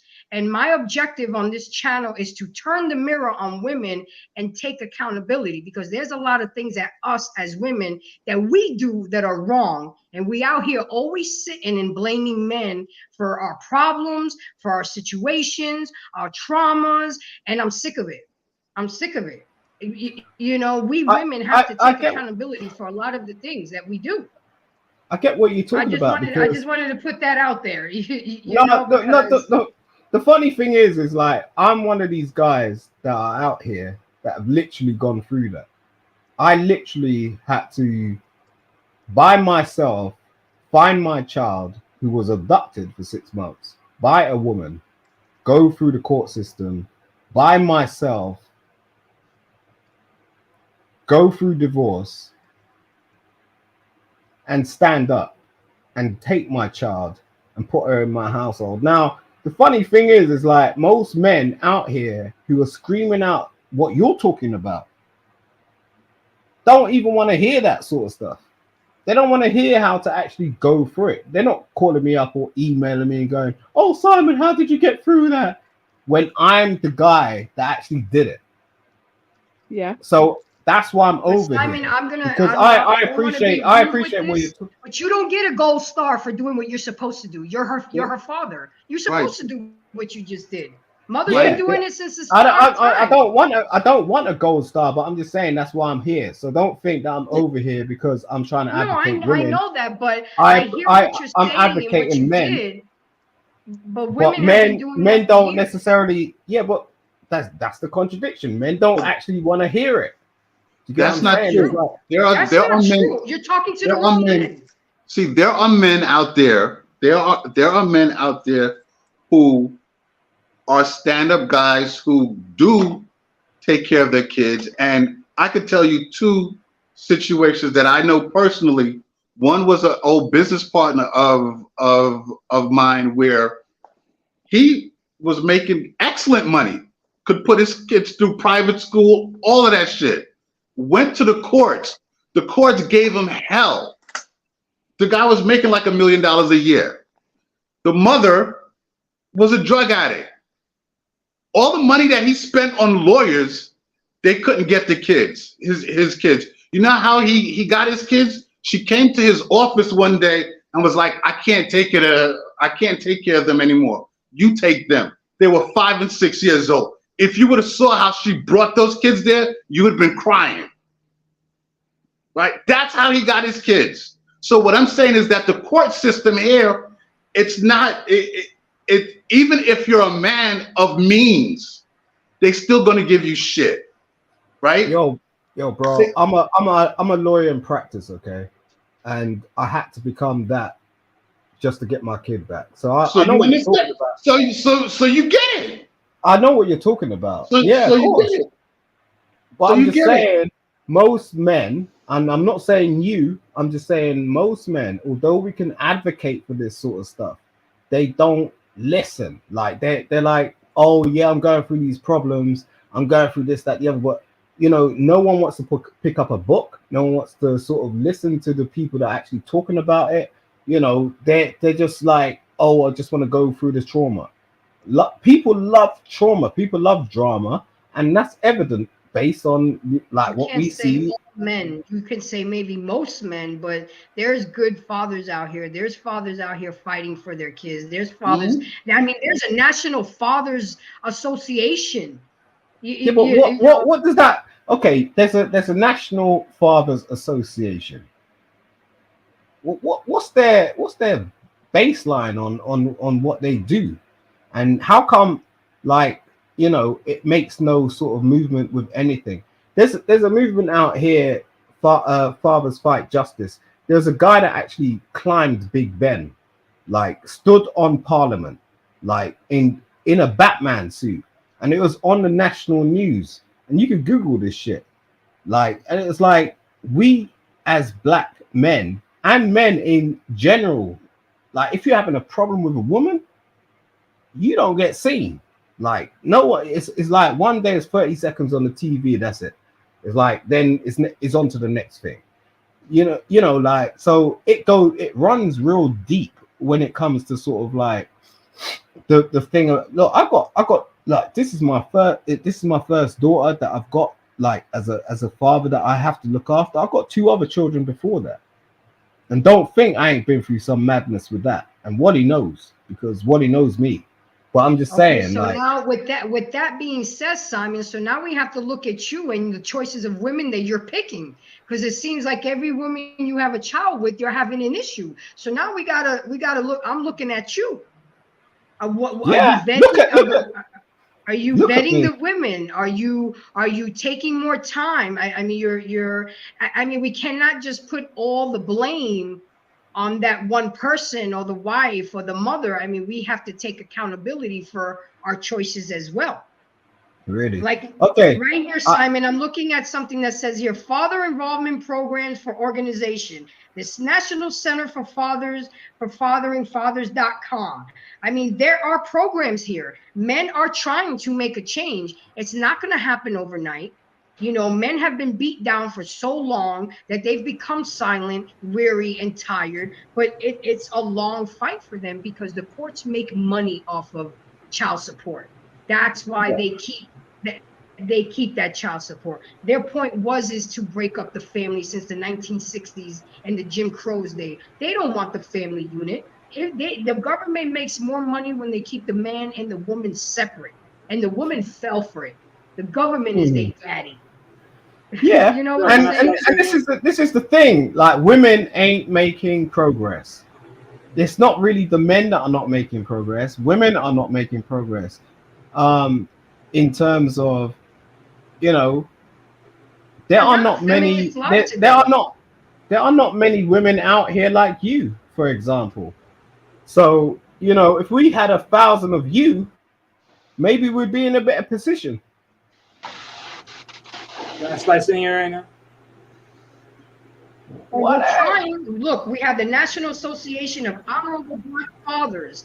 I mean, there are men trying. It's not going to happen overnight. Rome wasn't built in a day. But like your story, if you want it to be heard by the right audience, you need to contact these organizations so your story can be heard, can be put out there, and you can show them how you got your kids and what you went through. But to say that men are not trying or not listening. Can I get in here? Yeah, go ahead, Wally. Again. Yeah, so I think I know where Simon's alluding to, because there was another brother I know out here on YouTube that was talking about his situation as a father, trying to get his control of his kids, and he talked about the process. I think that's what Simon's talking about, the process. Men are not trying to understand the due process of how to try to get their kids to be able to effectively to combat what's being done to them. So the guy that I knew, he was talking about what he had to do, everything had to go through, the information that he had to look up and research and get. He did, and remind you, he did this solely without no lawyer. He just looked up the information, understood the due process, understand what he needed to show up with, and he won his case and got his kids. So I think And that's you're what right. he's aiming More for. men need to be that. More men need to take the initiative. But a lot of times it does take money for an attorney. Most people true. don't have But that's money. what I'm saying. This guy went out solo. And he's admirable for that. And you're right. We do need more men to take more action. You don't just sit here. I had to do the same thing. That's why I started studying. That's why I studied law in the first place. Is like I didn't want to study law. The fact of the matter is, you know, I was in a position, and it was just like, God damn. Do you get what I mean? It's like, what am I going to do? Because I knew what the family court system was, and what this is lean towards women. And what I saw when I went into it was just that. Like, people were telling me that all day long. I was like, okay, people be talking this trash, blah blah blah, and it's like, yo, if like throughout the whole 2-year process, all of the judges were female, all of the district judges were female, all of the circuit judges were female, and all of them had the same opinion that this woman was in a better position to take care of our child. Where is she now? Where do you think she's now? I don't know. Prison. Facts. Right now, I didn't cause that. I didn't do anything to do anything about that, and I had no encouragement in that. So, you know, it was just a matter of, yo, you just ain't believe me from the outset. You want to have your opinion, that's cool, but it's just so leaned towards this. It's a long, hard fight. And I'll tell you why. I'll tell you why. Because, you know, if you look at the industry, administration is built on femininity. What? Academia Explain is that. built. Academia is built. What do you mean? Explain that. What Yeah, kind of job? Okay, I think we're getting off topic here, but I think that's a great topic. No, seriously, that's a topic for another show, because I can go deep into that. Simon. God damn, I I'm can talking go deep into that there. But we're communicating, but we're not talking about communication. Let me get to these comments, okay? Grace said, how many men deal with SA but are ashamed, sexual harassment but are ashamed to speak up? Women have used this bullshit Me Too movement as a weapon to shut men up. Yes, I would agree with you. Women are way more emotional. Men get the fuck over stuff quicker. Okay, Grace, I feel you. Braxton said guys and chicks are both emotional too, but guys usually have to go about it a certain way. I would even put in the word a different way. That's what I would say. And then let me keep going because they're piling up here. Hold on. It says here. Come on, don't get stuck on me now. Give it just a second. It says here, men's emotions are conquered by logic. And we, for the most part, will think things through. That's what Black on Both Sides said. And then Wally said, control equals the power to influence or direct people's behavior or course of events. Then Grace came back and said, controlling his emotions makes a man a man. And by the way, next week we're going to be talking emotional intelligence, so tune in for that one. That should be a good one too. That's going to be a great show. Guys, right? Guys do also care about emotions. Don't get it twisted. Yes, they do take it into consideration. And then Wally came back and said, control equals take into account an extraneous factor that may affect results when performing an experiment. Okay, Wally, we got a thesis over here. Sure. I love it. I'm loving it. And then Grace. Go ahead. No, finish. You want to chime in on that? Yeah, Okay. no, I'm all done with the. I mean they. So Women I was gonna. react in emotions with logical thinking and never know that they really want. How is that controlling one's emotions? Okay, Gary, go ahead. I'll stay. All right. I'll So stay what? on this on a couple All few. right. So what I was gonna say is that I think where the misunderstanding or maybe the miscommunication with some men and some women are is that yes, men are more logical and we look at things from a more logical standpoint, even if it's, an emotional situation. Now, I think with women, especially if it's in a relationship dynamic or setting, um, they, at least from what I've heard, is that they don't feel that their emotions is validated, right? So, and I think that that's where I guess that's where the misunderstanding or the rift Connect. or the divide comes in, because women want to feel that their emotions is validated because they're feeling, because they're feeling a certain way. They want it, so they don't want their emotions discarded or thrown away, which I completely understand that. And any woman that I've dealt with in the past, I've always been one to say that, look, I hear and understand how you're feeling, and I'm not taking away how you feel, because I'm not in a position to take away how you feel, right? So, but what I'm saying is that X, Y, and Z, here is how I'm looking at this situation. Here's the logical way I'm looking at the situation. Now, in me looking at it that way does not take away from how you feel. And I understand how you feel, and I'm not saying you're wrong for feeling that way.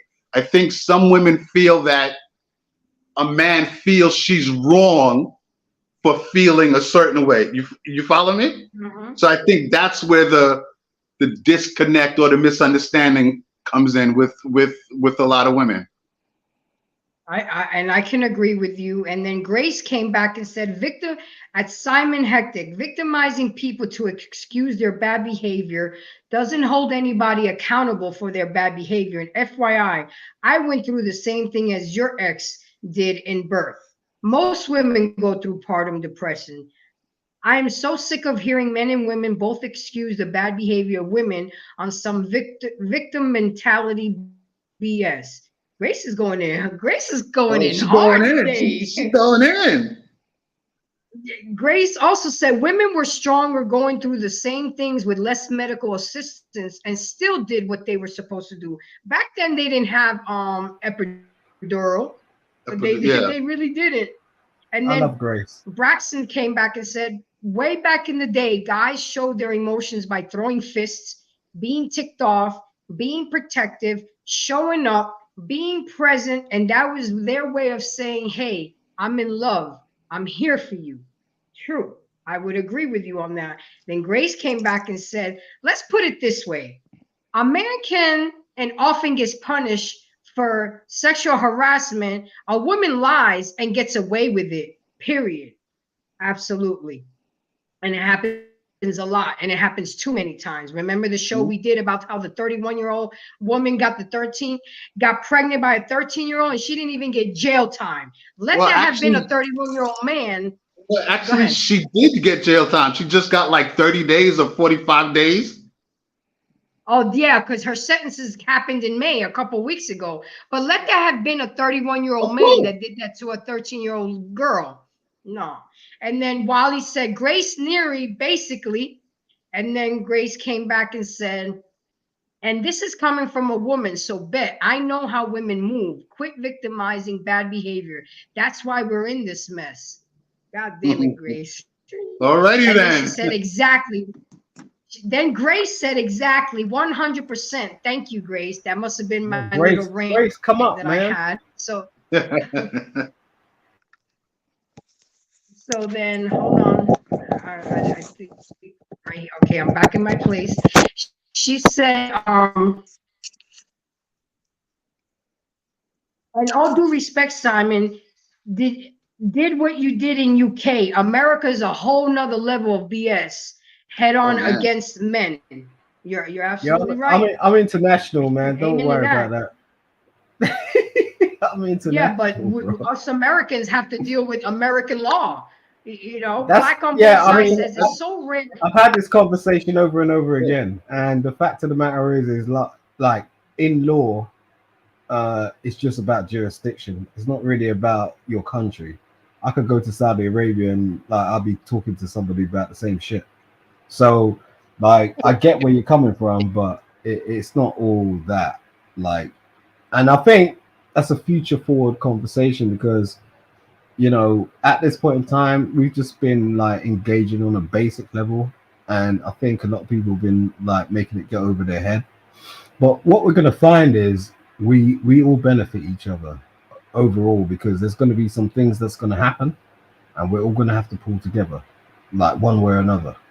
And And this is that's why not. we're here, Simon, having these Mhm. conversations and hoping to become better versions of ourselves. And then Black on both sides said it's so rare for a man to win custody unless there are extreme cases. Simon's situation is an outlier in the Western world. Again, yeah, So it's very rare that men get custody of their child let me like let you me did, just try, Simon. let me just chime in Go ahead. quickly. So another friend of mine, his name is Damon Dash. He was Jay-Z's partner in Rockefeller. When Rockefeller was at his height, Damon was going through a court battle here in New York City for his daughter. Mm-hmm. I know Jay Z. He was a multimillionaire. Do you know the judge Mm-hmm. gave him shit? Yo, he Like, had 8 lawyers, That's bro. bullshit. no, listen, like I was like he was, I talked to him a couple of times with that, and it was like the court, like the amount of shit that they had him go through, and like he could have, like, he was a multimillionaire.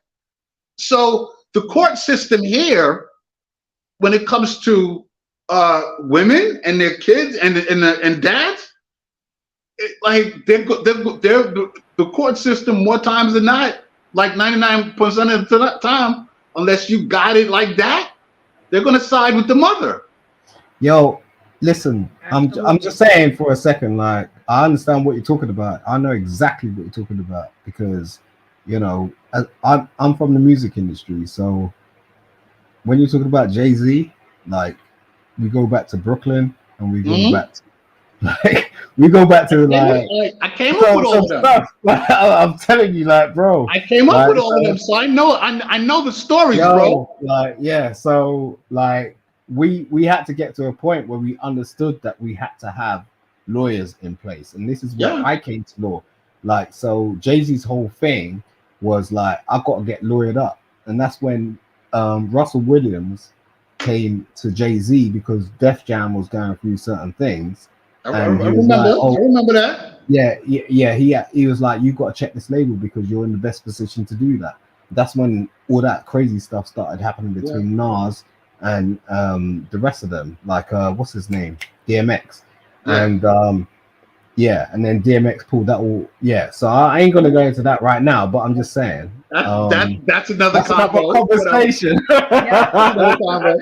So Let Grace, me okay, finish. Grace.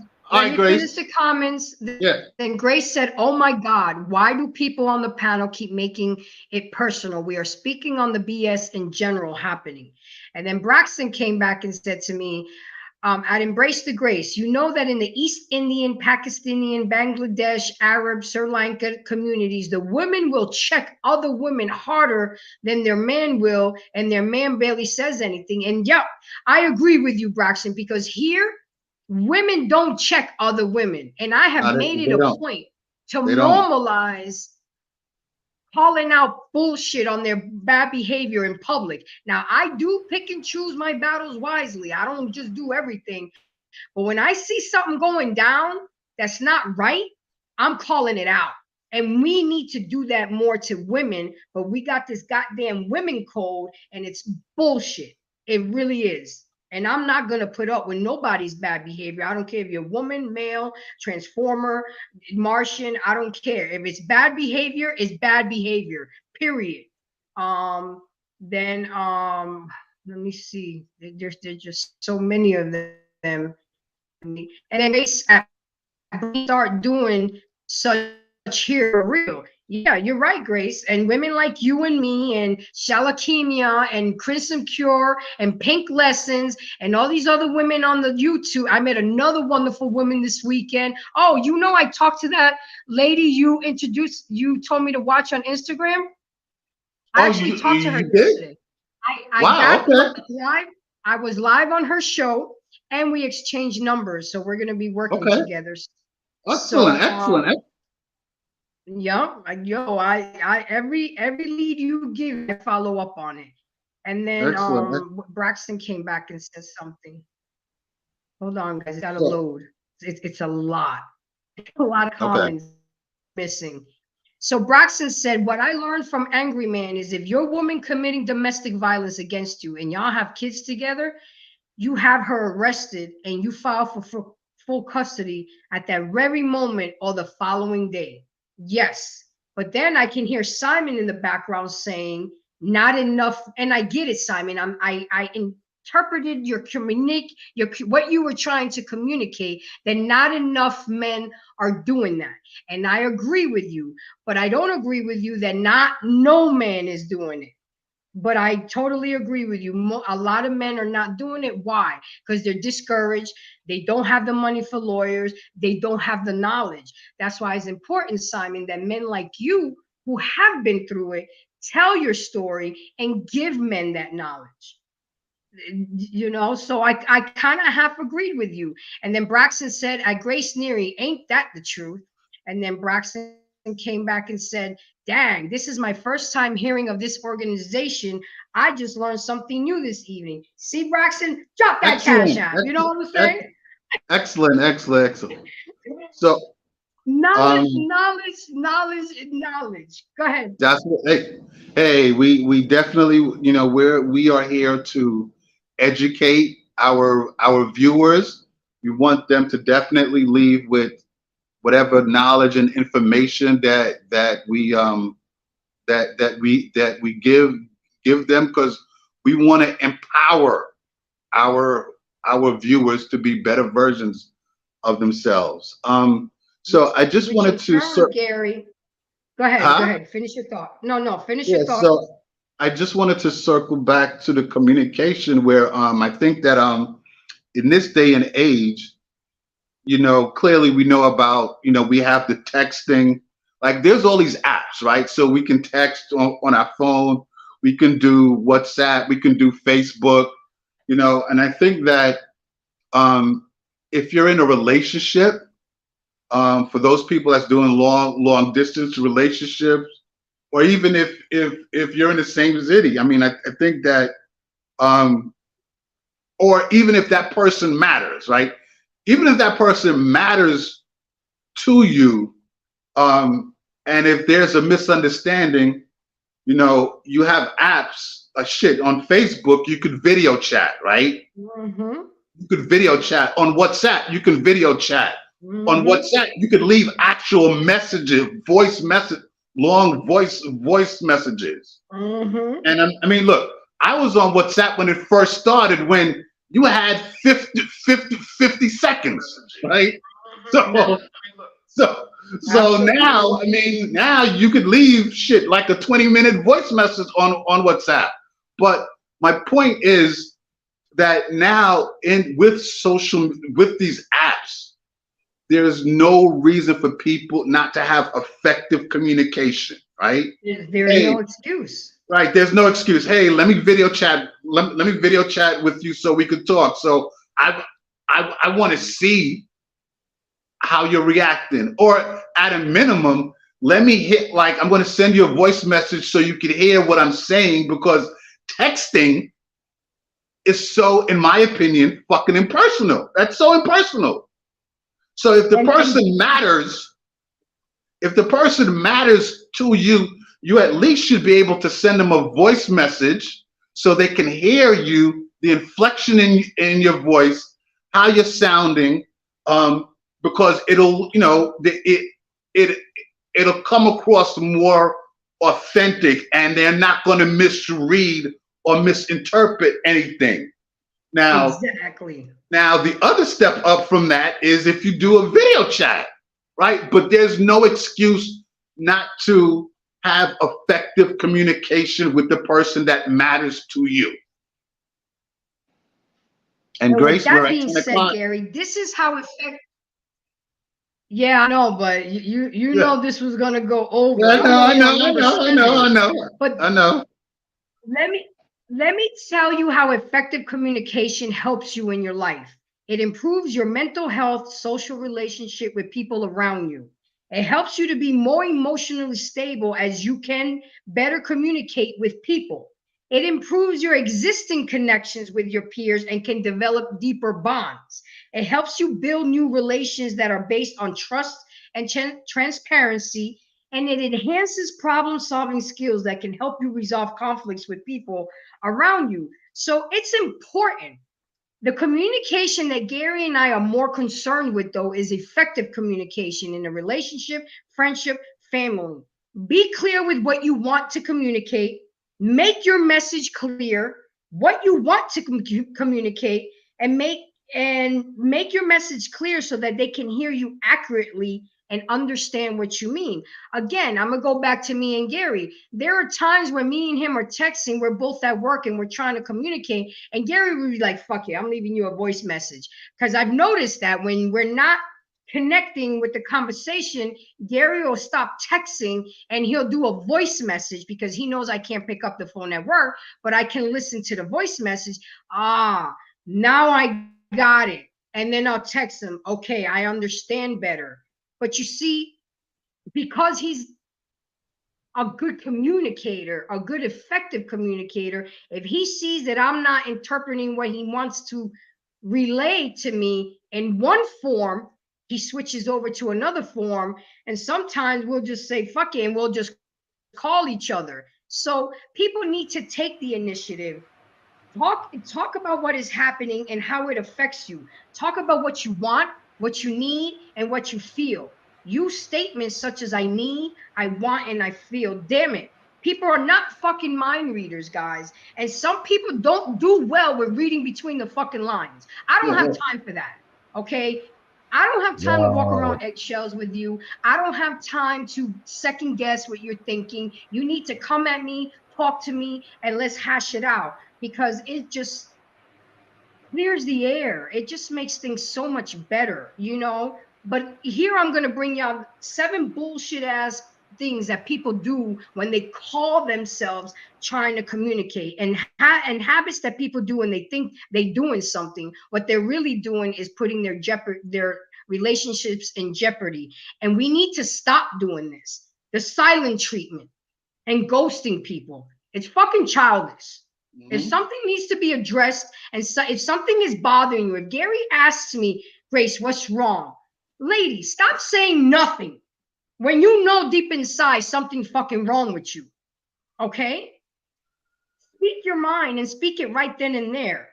Disparaging comments and insults, the display of that is just nothing but a display of emotional and verbal abuse. When you want to insult somebody and disparaging comments, that's not how you communicate with somebody, especially somebody that you call yourself loving. Yelling and screaming drowns the message and creates more issues, and that distracts you from the original conflict and issue. Look, sometimes yelling is warranted, but at other times people yell for no goddamn reason. It's not necessary. It's the punishment doesn't match the conflict. There's no reason to always to go to the yelling. It's not what you say, it's how you say it. And it's very fucking important to some people on your delivery and approach. For example, yelling and screaming is a clear sign of emotional dysregulation from the individual performing that particular behavior. With me, yelling, I shut down. I tune you out, and I don't have shit to say to you. I would kindly say, look, we need to talk about this at a later date because I already know you yelling at me, and I figured where that came from. That triggers me because my dad had a habit of yelling a lot. And when I approached him about this, I said, Dad, I can't deal with the yelling. It gives me anxiety. You know what we ended up doing when I became a teenager, Gary? Wally, Leanne, and Simon, we started writing letters to each other, me and my dad. So instead of yelling at each other, we would argue through letter writing. I would leave him a letter in the morning and he'd have all fucking day to write me back. And I'd find the letter on the dining room table and we would resolve our issues. He respected the fact, even though I was his child, and he's Italian from New York, and he had a habit of yelling, and that caused me trauma. And then that's why I can't deal with that in a relationship, in any kind of relationship, a boss, romantically, friendship. Don't fucking yell at me because it's not going to go well, because I'm just going to shut down and I'm moving on. So, according to the Seattle Christian Counseling, communication is a fundamental pillar, people, in any relationship, especially a romantic relationship. The success of your relationship is determined by how well you communicate your needs, how well you actively listen to the needs of your partner.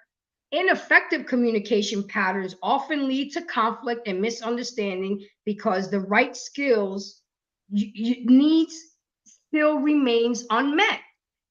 You could yell at me all you want. You can give me this silent treatment. You can ghost me. You can do all those things. But at the end of the day, the conflict and the issue is still going to be there.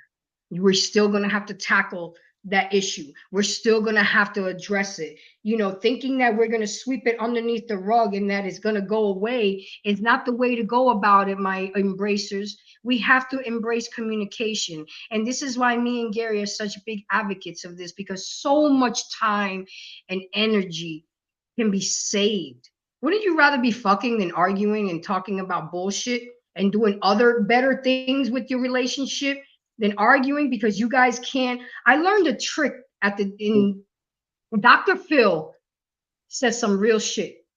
If I had something serious to talk to Gary about, he said, take 2 chairs and face him face to face and sit Gary in front of me. I'm making it a controlled environment where he can't just get up. And I'm giving him eye contact. I'm touching his hands. I'm letting him know that this is important. He got to put his phone down. He got to shut down his email. Everything is shut down. And now we're facing face to face. I'm holding on to his wrist and I'm talking to him. And I'm making it clear that this is important. Listen to me. And these are the type of tricks and things that you learn by going to therapy. That's why therapy and counseling is so important, because they teach you ways on how to deal with anxiety, how to learn to become a better communicator. I learned things about my ex-husband in 20 minutes of counseling that I would have in 2 years. Why? Because she asked the right questions. She got to him in a way that I couldn't. In 20 minutes, I learned more about him than I did in 2 years. Because I just took shit the wrong way. I took things personally. A closed mouth don't get fed. It's the responsibility of the person with the unmet needs to properly express the needs so the other person can freaking understand your needs and meeting them. Again, we're not mind readers. This concept read between the lines and expecting a person to read your mind is totally bullshit, people. It is. We are not mind readers. We are not there yet. Okay. We don't have that capacity. As far as what I've said so far, do you guys have anything to add or to say? I know I'm moving quickly, but I still have a lot of good information that I want to give out. Go. Keep it moving. Go. Keep. Another fucked up habit that we have is that we half-ass listen. You got to put the game controller down. You got to get off social media. You got to, if a person wants to have a serious conversation, and don't be like, Gary, I have to talk to you about something. Oh, here we go again. That's like so dismissive. You're not even giving me a safe place to want to talk to you. Why would I want to talk to you? So now I'm going to go talk to my work husband, and I'm going to go talk to my best friend, and I'm going to talk to everybody but the person that I'm supposed to be talking to, because you're not making it a safe arena for me to come talk. Exactly, and then you're saying the key word. It's not when you have a partner. Your partner is supposed to be your safe place. So if your partner is not being your safe place, you got to go to your work husband, right? Or you got to go to your work wife, right? So and I think that's something that a lot of people is forgetting, right? Exactly. Your relationship is supposed to help you grow, right? You're not supposed to come home and fight and argue all the time, right? Your partner is supposed to be your safe place, your sanctuary. So if you can't go to them, or if you can't go to them, what are we doing? Yeah, then what is the point? Exactly. So there's no. We can exchange bodily fluids, but we can't change thoughts and express our emotions. Do you see how back-asswards that is, guys? We can connect sexually and physically, but we can't connect intimately and verbally. I mean, we got to do better. It's fucked up because if your person is trying to communicate something to you and you only have listening to the message, and the other person is thinking that you're listening and you're understanding everything, but what you don't understand is by you half listening, you're only delaying the issue of getting shit resolved because the listener is only getting a certain portion of the entire message. And then you men wonder, well, why are you bringing up old shit? That happened 2 months ago. Why? Because in our minds, it has not been resolved. So we're bringing it up when we have your attention. It's frustrating and disrespectful, and it's a waste of time and energy. If you don't feel like talking at that moment, then say it, babe. Let me finish this game. I promise. I got my boys on the line. We're playing this game. Go take a shower. By the time you take your shower, I'll be done with this game, and I'm there for you. But don't say, yeah, I'm going to listen. And I'm saying male or female. Okay, your girl is watching her show and you're trying to talk to her about something, and that's where another one, wrong time and place. There is a time and place for everything, especially to have certain conversations. I agree with that. Nature, hold on. Leanne is trying to get in. I agree with what you're saying. I think that at least in my experience, what I've done is or the relationships that I've dealt with in the past, if my lady has something if it's been established that if there's something wrong, then you need to tell me, right? Because if we're in a relationship, I need to know if you're upset, if something is bothering you, right? I don't mind stopping what I'm doing to listen to what you have to say, right? And I think that, at least that's how I work.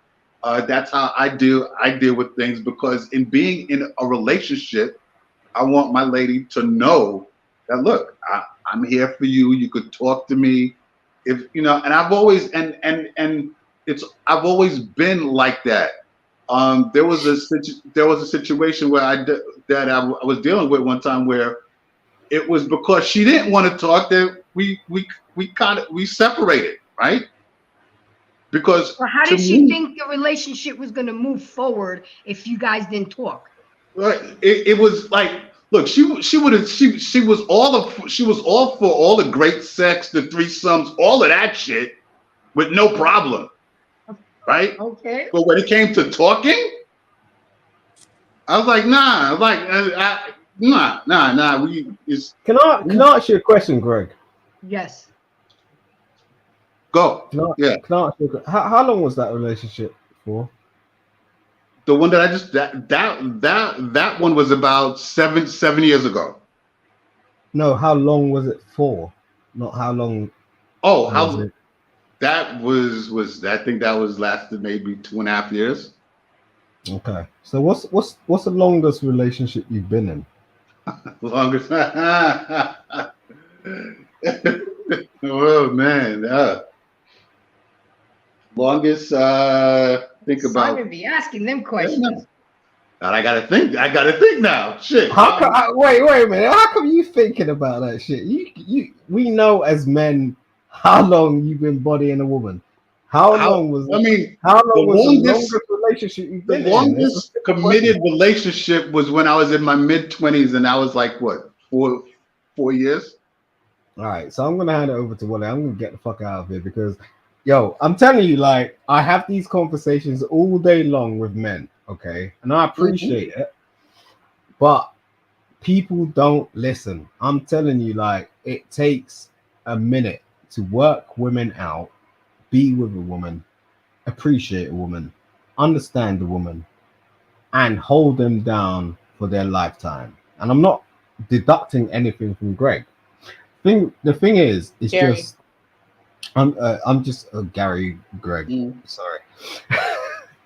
I'll get that straight out at some I point in was time. wondering, like, But it's just that's why like he said my Go ahead, I'll get it straight at some point in time. I'm bad with names, but I'm just saying, like, we need to get to a point where there's a level of seriousness, okay? And I think women want us to hold them down for life, not just for a period. So, in saying that, I'm a guy over here that's done that for a minute, a decade. Feel free to reach out to me. Let's have conversations. Let's talk. Let's continue this conversation. I'm going to tune into this lady's channel all day long because I think what she's stating is facts. You know, whether you're a single father, single mother, single parent, parent of, or you're in a marriage or whatever it is, don't really matter. You get what I'm saying? The fact is that we're having this conversation. We're able to have this conversation, and I've been privileged to this conversation. So, salute you, madam. I've got to go though because I got to go somewhere else, and I'm subscribed. Everyone subscribe to this channel, man. What's up, man? No one's putting that like and thumbnail in the chat. Subscribe to the channel. Do that thing. This is a brilliant conversation. We're gonna record this, man, and it's got I'm gonna show my children this. Do you get what I'm saying? So it's facts. Do you get what I'm saying? That's Shout out Appreciate to the that. panel, Wally, everyone that chimed in, man. The lady with that just pulled up her thumbnail over. Leanne. Yeah, Yes. man. Leanne's Yeah. crazy, but I love Leanne. I told you, Leanne is Leanne, I good. love you. No, she's good. Yo, She's I'm good. I'm at Simon Hectic Live, man. Just come over and just have you can email me or whatever you want, like good or bad, whatever. Put it in the chat Perseverance. because nobody heard what you said. Oh, you heard what I Put said, it in. man. Put I'll your put in the email chat address in anyway. the chat, my dear. I know what you operate like. Don't do that to me. What's up? You see what's going on here? Lord God, already. I ain't even done nothing. I'll put in the chat. All right. But So yeah. I gotta go, man. Okay, my dear. Thank you for coming. See you next Monday. We'll be talking about emotional intelligence. So Thank you. that's Thank gonna you be very another much, good miss. one. You're a good one, man. That's why I'm here. I'll All right. see you at Precious Live, okay? So, time and place. There is a time and place for everything, especially to have certain conversations due to the nature of the subject. If the conversations begin in an undesired time or location, the message is likely to be completely, as the listener will check out and focus more on the inappropriateness instead of the damn conversation. That person is going to be concentrating more on the inappropriateness of the time and location versus the conversation you're trying to have with that person. So playing your video games and sport and trying to have a serious conversation while Gary's eating or while I'm watching my football game is not the time to have a conversation with me. Okay, at least wait till the commercial or halftime. I mean, you got to know your partner. You got to know your partner well enough to know when the hell to talk to them. You don't have a full blown out argument at a family barbecue. I mean, some things need to be kept sacred and private. So and that's a lot of the times what we do. And and another one that Gary always brings up is while you're at work. You can't have a serious fucking conversation when I'm trying to be at work and trying to do my job and you're stressing me out while I'm at work in public or a family member house or party. And this last one that I want to talk to you about, this is a fucking deal breaker with me if I'm dating somebody. It's annoying, it's draining, and it's a turnoff to me. Assuming shit that takes place when a person accepts something as truth without even verifying it first. Jumping to conclusions, jumping the gun. Every conversation should have two sides. This right here, like I said, can be a deal breaker for me. It's just draining that I got to explain myself everything without you even asking me. I don't have time to explain your assumptions without you even asking first. It's dramatic. And it shows me that you're insecure. And that's childish to me. Oh, I see a lot of guys in your DM. Yeah, there's going to be a lot of people in my DMs because I'm a podcaster and a lot of people send me motherfucking videos and reels and topics to write about. If I'm talking to you and I'm interested in you, that's all you should be focused on. Don't worry about my inbox because at the end of the day, it's a deal breaker to me because I'm not going to be sitting here and people do that a lot without even communicating. Oh, well, who's that? Is that somebody you've been with before? Well, see, I think that's that right there. And we've had this, I believe we've had this discussion before where social media, right? So people that are in relationships, they let social media mess up their relationship. Yeah. Who liked that picture? Why did she put a heart there? Or why did he put a heart there? Or who's that comment? And with me, it's like that. I mean, I've said like that, I'm not going to deal with a woman that's going to be on that social media shit. Like you have Gary, one time. I had to learn that too. Yeah, a woman has. Because for me, I will state it like, look, if you're into that social media shit about who, what, where, when, and or why am I liking this or who liked this, like, nah, then we're done, right? Because I mean, to me, our relationship is supposed to supersede social media. If you and your partner is into each other like that, then all that social media shit doesn't matter. Unfortunately, people get so sucked up, and both men and women, because I see some men act worse than women. Yep. Right?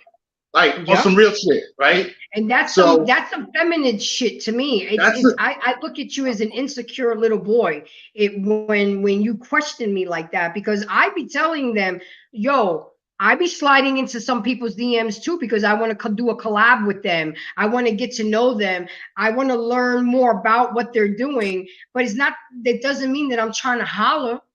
I mean, isn't that where the trust factor comes in? See, a lot of people have insecurity issues. That's what this insecure and it's. I think it all goes back to the different traumas that people have, right? Mm-hmm. And insecurity for whatever past relationship trauma issues that plays right into that. It's a lot of insecurity issues, right? Because that's where counseling and therapy is so important, Gary. Well, that's why people need to go. People need to unpack.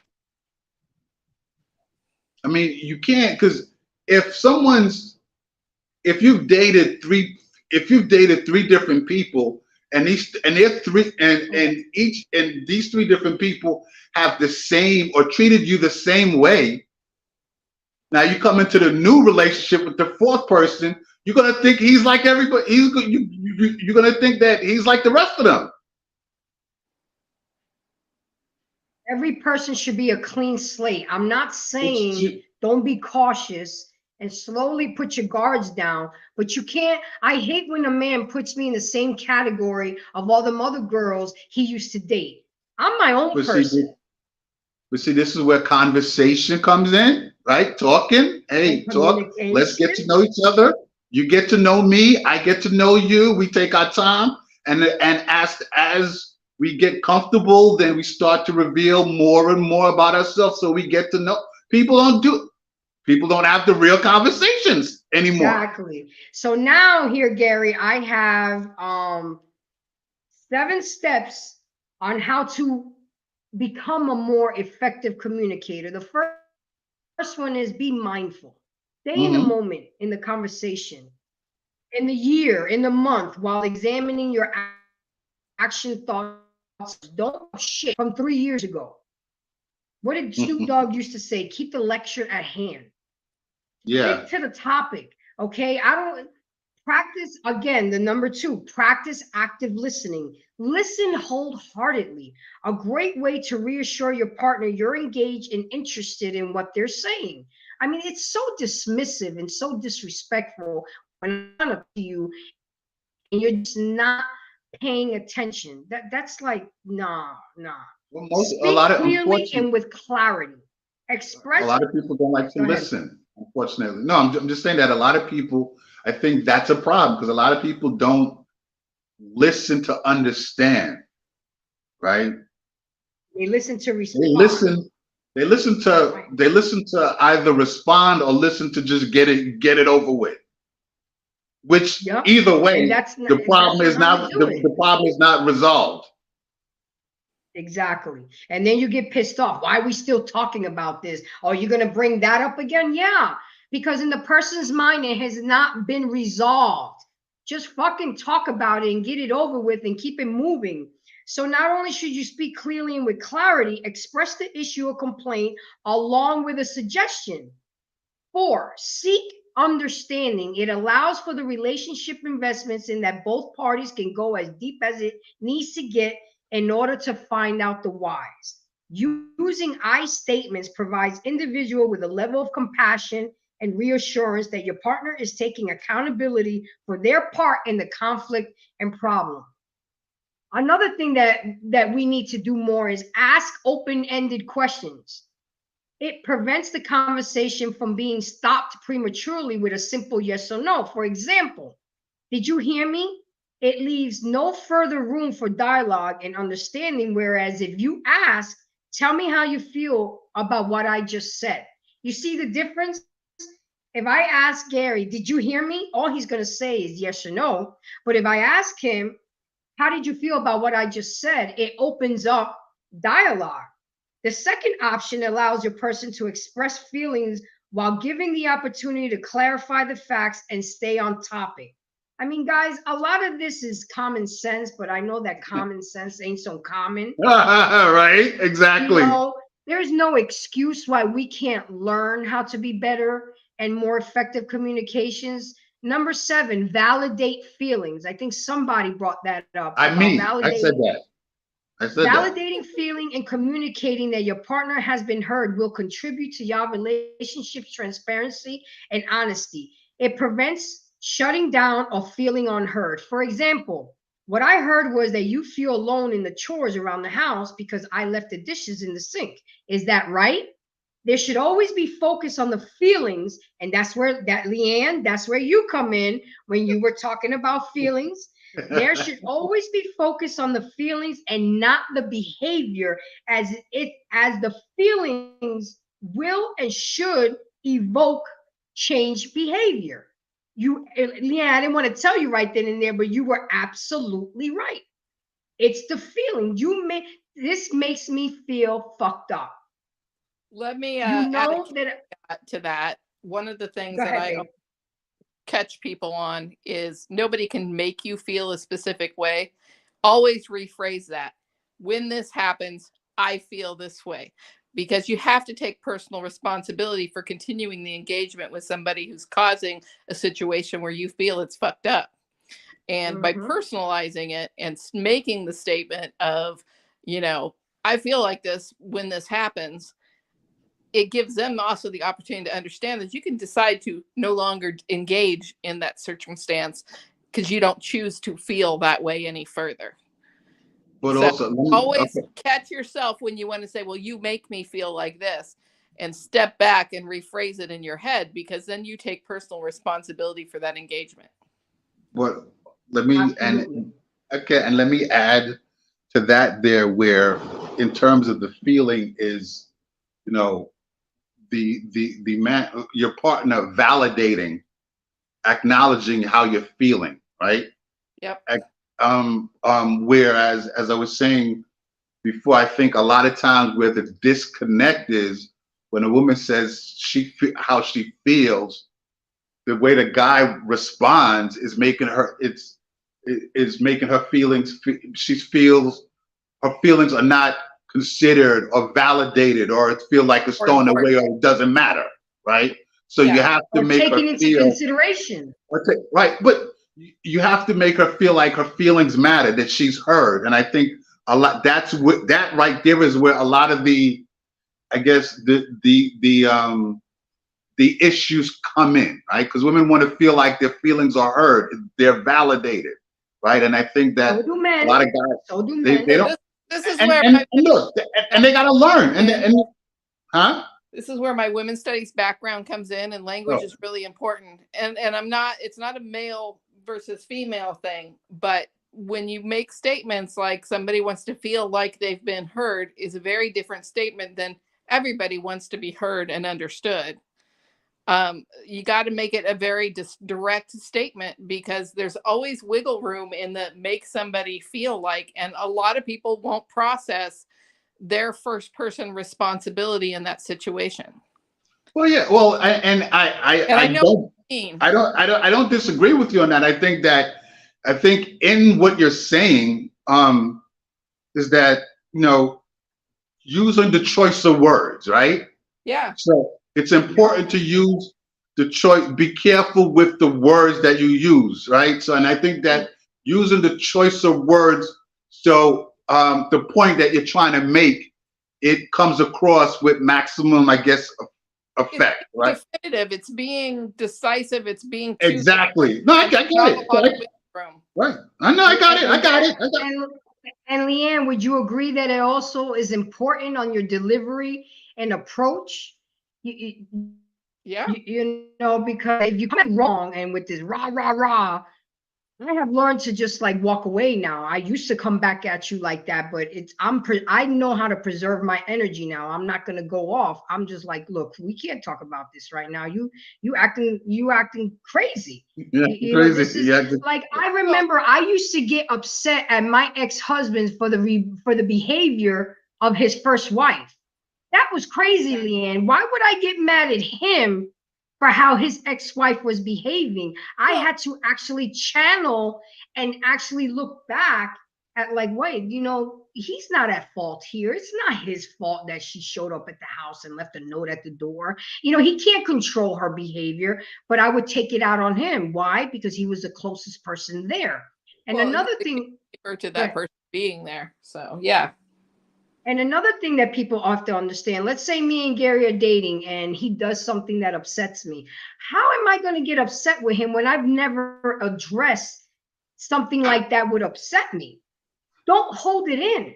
Let that person know, you know, Gary, I didn't really appreciate you cutting me off while I was having a conversation at the dinner table with your family. I don't like that. I don't like being cut off. Okay, so now he knows. I let him know. Now, if he does it again, I usually give a person a second chance. Maybe they forgot. But when you do it a third time, now it's intentional. Now you just don't give a fuck. I've expressed it to you. Good communication is always about informing them of what bothers you, and then it's really legitimately up to them to make the choice whether it's important enough to change the behavior. It's not about an ultimatum. It's not about either or. It's about, I've given you the information and you've proven to me now on the third time that obviously is not important enough to you. So maybe we need to rethink this. And, you know, I'm very plain and simple when it comes to that kind of stuff, but it also has to be a lot about, you know, the personal responsibility of being involved in somebody who's clearly not respecting you, you know. And there's people that don't make that call, and then that's where the drama ensues that we've been talking about, where women are over emotional and they're doing it. That's a lack of personal responsibility. Don't continue to engage in a situation that's like crazy like that. And I'm all about chances too, but 3 strikes, you're out, man. Yep, Like, that's how I play. And the best apology is change behavior. Don't keep Well, yeah. apologizing about the same shit over and over again. Like this assumption thing that I told you is a deal breaker for me. I would Yeah. never, I was actually talking to a guy like that, and it's very stressful on me. You're questioning everything I do. You're even saw you online for all day, but you didn't respond to my. I don't sign out of Facebook ever, so it's gonna show that that green light is on. That doesn't mean I'm actively on. It annoys me, and I just don't deal with it because I don't have that kind of time to explain to you every move that I'm making. If I'm dating you and I'm seeing you, that's all you should be worried about. So with that being said, guys, I'm gonna turn around and give it to. Go ahead, honey. Aren't we the only ones here? Yeah, well, I don't know if there's people watching, but we are on the panel. Oh, okay. But I'm Leanne. I'm gonna give it to you because you are the guest. You are the guest of honor, and I do thank. And I would love for you to come up, keep coming up, because now that you say you've done studies with women and stuff, look, my minor's in women's studies. I'm trying that's to why teach. I get very particular about, we've got to be really careful as men and women that we're not compromising the other for the sake of one. And so when it becomes an either or situation, I mean, when we're talking about custody and men as fathers, all of the most successful, engaged, thoroughly compassionate and amazing fathers I know are Black men who have sole custody of their kids. And I think that a lot of the problems have to do with the court system and a huge selection of a lot of white men who are just paying the money or not paying the money and then blaming the ex-wife.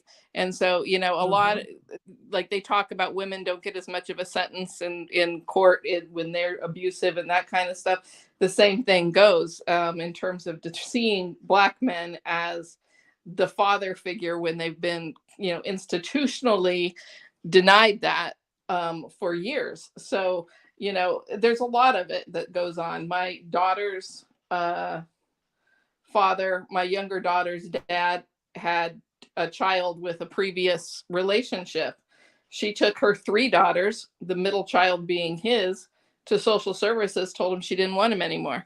It took him 7 years of classes to get full custody of his own child when he didn't do anything wrong. Wow. But you see, Leanne, now that you've communicated with me that you've done studies with women, now I understand why you feel so strongly on your stance and the importance of the words that we use. You see how communication is a beautiful thing, ladies and gentlemen? It's important. Now I understand why you are the way you are and why you're so passionate, because you actually took the time to study all this. Levels. People abuse systems in multiple ways. The trick is looking at whether or not it's supported by a greater system that causes the damage to be strong, more impactful.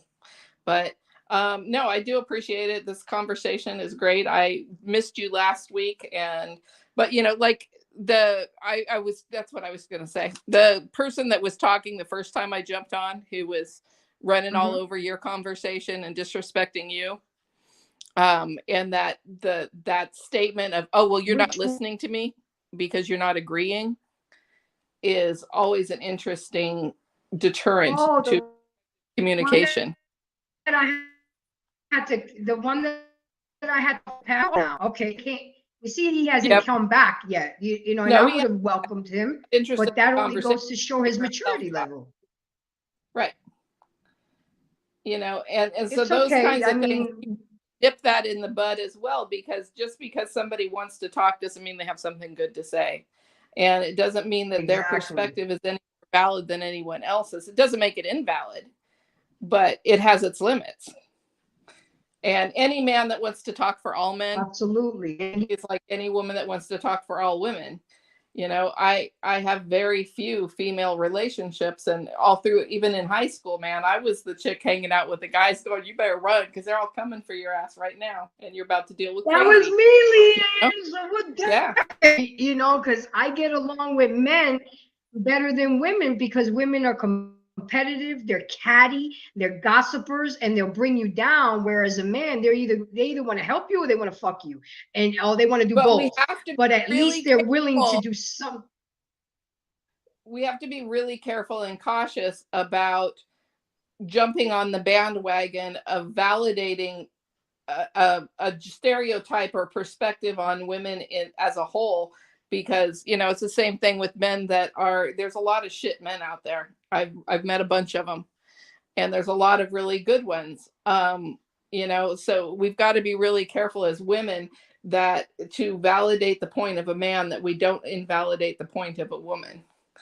True. And Okay, I can both agree with perspectives you. are correct, because they can exist in the same plane. There can be conflicting opinions and conflicting views, and that's what the conversation needs to be about, is figure out how to see it from the other person's perspective, in an open and honest way, because And that's words matter. the hard conversation, man.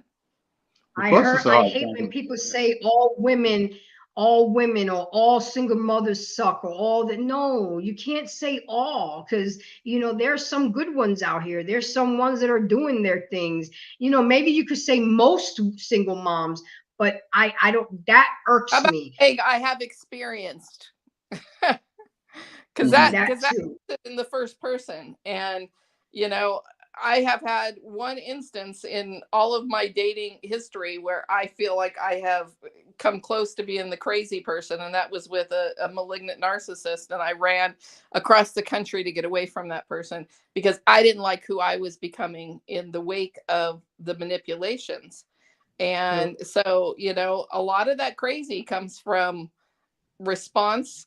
Some of it is upbringing, some of it is cultural, some of it is, you know, a lot of people think relationships are defined by the conflict that it brings on, that you must care about somebody a lot if you're going to get really angry.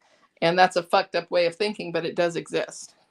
Absolutely. So to wrap it up in a nice box with a bow, Leanne, go ahead and give me your final thoughts Oh God, on I don't have any final thoughts. Thanks for being effective here. communication. Hey, if you don't have anything, then you don't have anything. And you say I'm in you my don't shop have a right now YouTube channel, sewing, and a ladybug just landed on top of my sewing machine. How weird is that? right? All I'm right, inside. Gary. Yeah. All right, Gary. Then you go ahead and give me your final thoughts and the conversation we had tonight. Um, it was definitely a great conversation that we had. I mean, communication, as Grace and I have spoken about, in I don't know, like a broken record for the last, I don't know, 3 months. You know, communication is extremely important. And I think that any type of relationship that you're getting into, uh, it's about establishing effective communication, and it doesn't happen overnight. No, it Um, doesn't. you know, you could learn how to be an effective communicator. I learned how to be an effective communicator. I was never bad, but But you became better. I became better, right? I became better. So what I would like to say, what I just want to end with, is kind of what I started with.